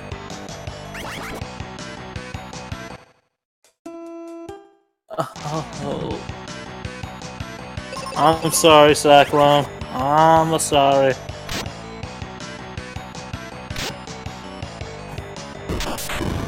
Come on, you got this. Yay!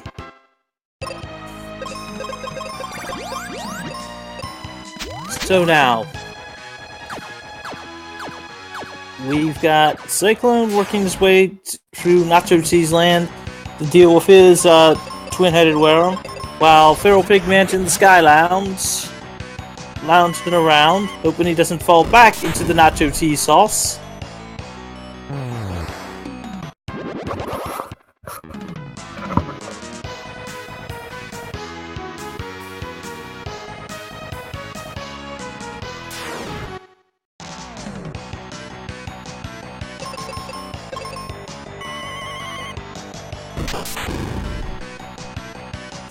Actually, I know someone once joked about creating a jump percent category for this game. Now, the reason why you don't see us jump around all the time is because it is 1 frame slower to jump than it is to walk. By 1 frame. If it was actually about the same travel time, you'd see us jumping everywhere. Because how many Final Fantasies actually give you a jump button? And now Cyclone's getting to his two-headed worm fight. He's only about maybe 7 battles back right now, if my math serves me. Chat, you can correct me if I'm wrong there. Come on, someone's done. Nope. Nope.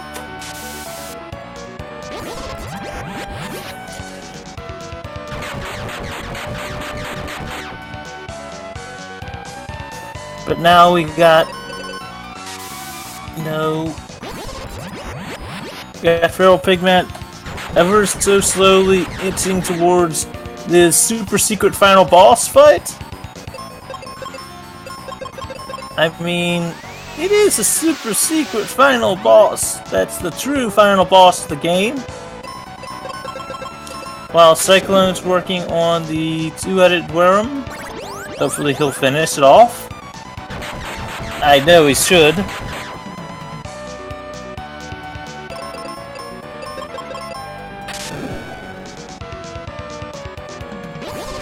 Now, as I've said, this game is a lot more fun than it looks. Especially even though the RNG may, turn you off a tiny bit, it's a real blast to run. And Cyclone getting the technical quick kill from him, getting to skip, all the last phase of the fight. And now he's off to the Sky Lounge for some nice fried chicken. Some nice fried zoo chicken. So, will Zoo play nicely today? I'm hoping not.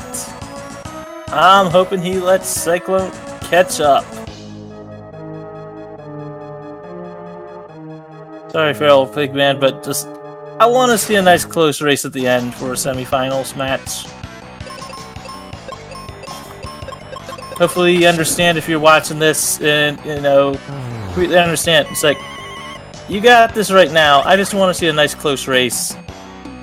Ouch. Phoebe taking a death on Cyclone's side.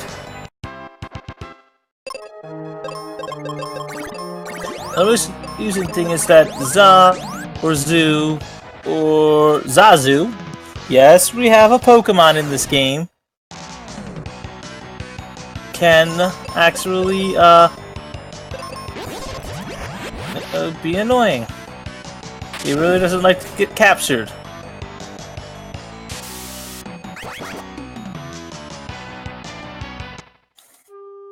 Oh no. Will Zoo let him Cyclone catch up? I hope so.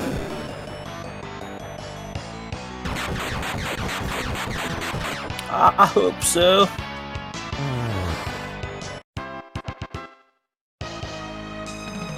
FeralPigman opting to go with the YOLO strats.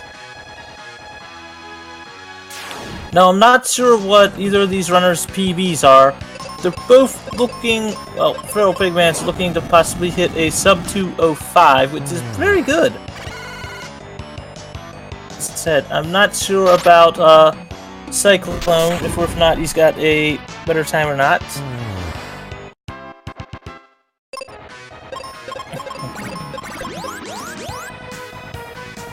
But as FeralPigman has a chance at a sub 205. Depending on how this boss cooperates. Cyclone, it's not out of the woods yet. It just depends on how bad Zoo gives FeralPigman, but... And there's the race. GG to FeralPigman. GG. Let's get some GGs in chat, and let's keep them going while he finishes off the last fight, which is a huge joke. As the final boss of the game, the Major D of Doom Castle, the main antagonist of the entire game, the Dark King himself, the one, the only, the creator of the actual prophecy himself, is weak to cure.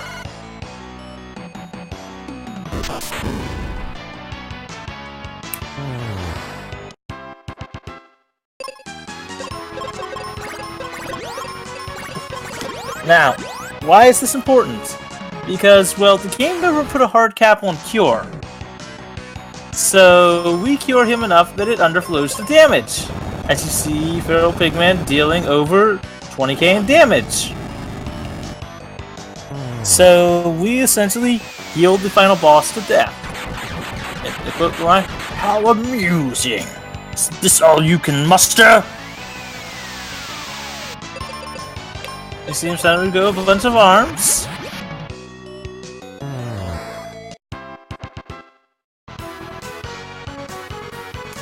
And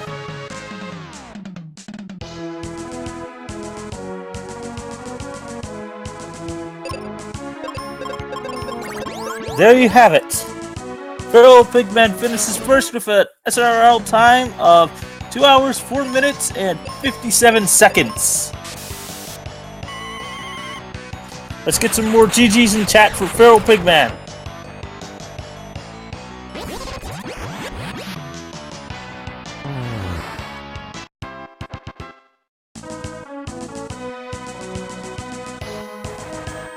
Let's see if I can pull him in here for a quick interview. As I know we all would like to know his thoughts on his race.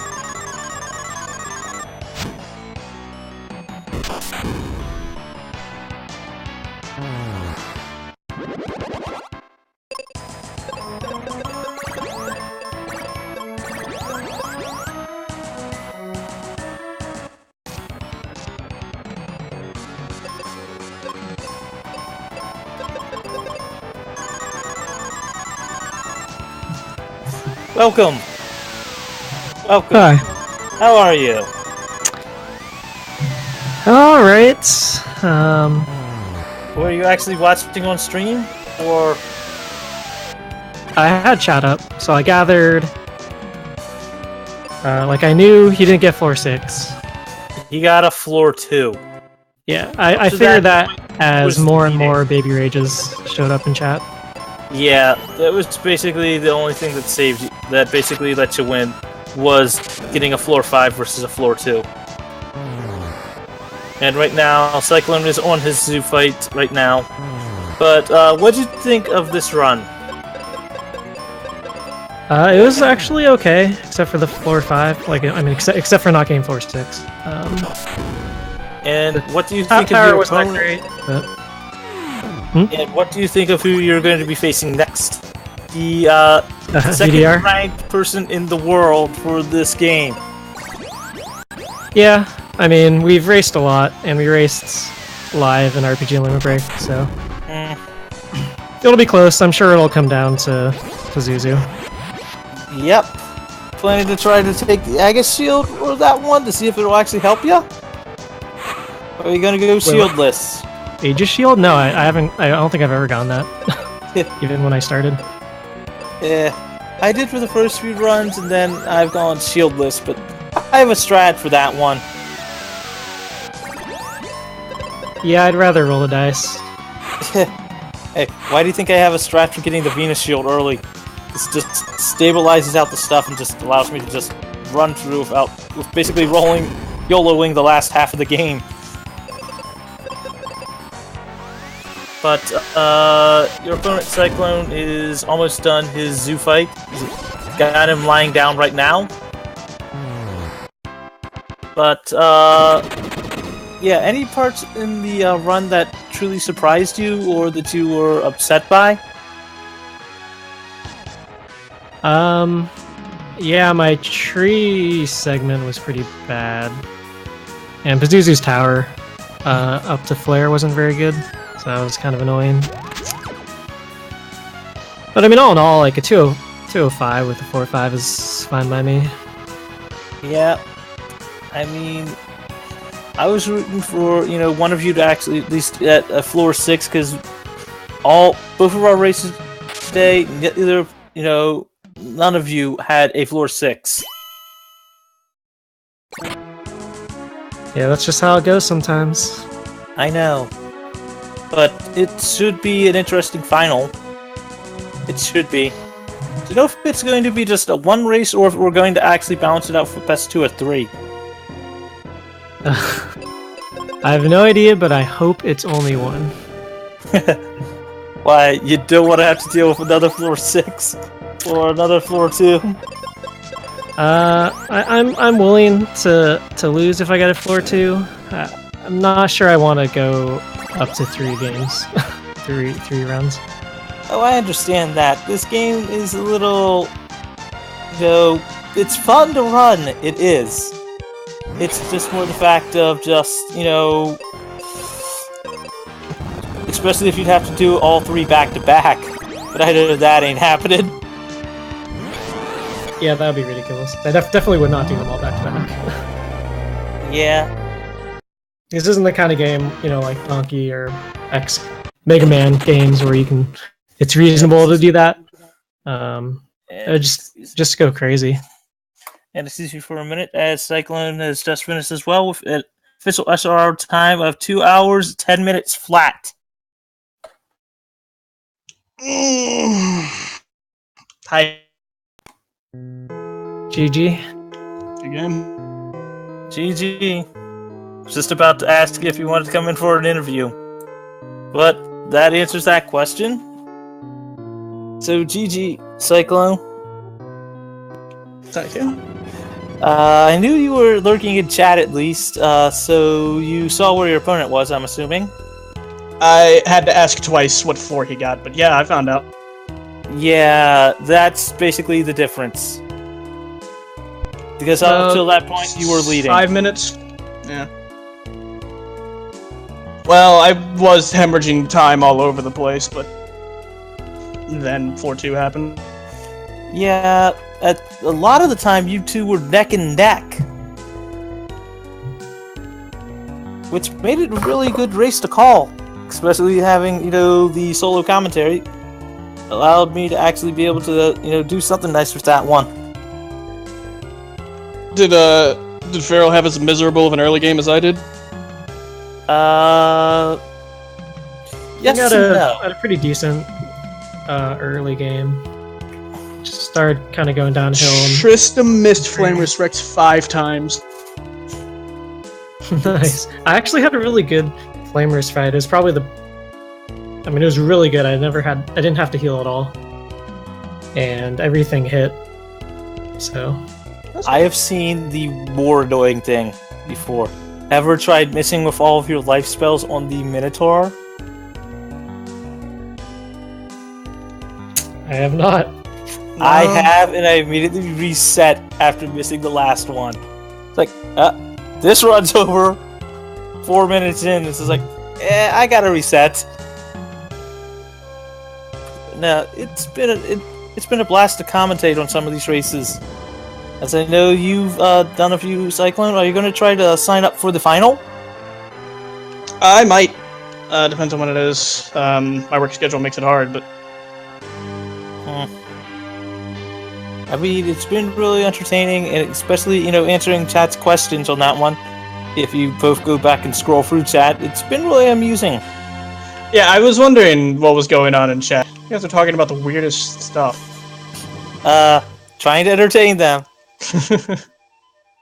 Trying to entertain them on that one. Especially during a few of the down points, where it's just like, battle. You've already done, the seeds. I've already explained the seed duping. I've already explained why the item orders. I've already explained all that stuff. So. I've already explained dropping a sandwich on the ground because of a mummy. All that stuff. But GG's to the pair of you. Okay. I don't know about you guys, but I'm a little tired right now. But before I go, I will... say again, please follow our runners. They put on a fantastic race for everybody. And I'll even explain, some of the stuff that's coming up, on Speed Gaming 2. And also what's coming on now. On the events happening now page, we got a Metroid Fusion 100% tournament. What I saw earlier tonight, our new Super Mario Brothers Wii tournament, which is an 80%. The Diddy Kong Racing 80% tournament. I believe it's all, races. The Link to the Past Entrance Shuffle tournament. Well, the Randomizer Entrance Tournament Shuffle, which has been fun to watch. Castlevania 4 80% tournament. The Super Metroid Item Randomizer tournament. Some of the other ones that are going on, but I don't think they'll be on Speed Gaming. The Zelda 2 Randomizer tournament. Of course, the Mystic Quest tournament, which you got the finals for coming up, along with Mega Man X3 tournament and the Pokemon Red 80% Glitchless tournament. Finals as well on that one, if I recall. I don't know if the Donkey Kong Country All Stages tournament finished up or not, but you also have the Majora's Mask 80% tournament as well. And some of the upcoming ones, upcoming events, which you can still sign up for if anybody's interested, is the Final Fantasy 1 Randomizer tournament, which begins on August 26th. The Link's Awakening DX tournament, which begins August 28th. And that will be their, normal 80%, no save quit, all that stuff. Then you have the Earthbound 80% tournament starting on September 8th. Then you have the Link to the Past Randomizer tournament starting on the 16th. And be prepared, they actually had to put a hard cap on this one, because we had close to 200 entrances already. So definitely, if you're interested in that one, do sign up for that one. Then on October 9th, we've got a Shovel Knight Spectre tournament starting. On August 19th, a Pokemon Crystal bingo tournament. That's about that one. And then on Halloween, we've got the Binding of Isaac racing tournament coming up as well. So I guess I will say good night, good morning, good evening, good afternoon to wherever you are in this wide world. Thank you for staying up late with us, or getting up early with us all to enjoy this great semifinal match for myself, Fiesel, everybody at Speed Gaming, our runners Cyclone and FeralPigMan. This is Magus1 saying good night. Well, good morning, good afternoon, good evening, wherever you are. I guess we'll see you all for the finals. Runners, do you want to say goodbye to everyone as well? Well, thanks for watching. Mm-hmm. Good night.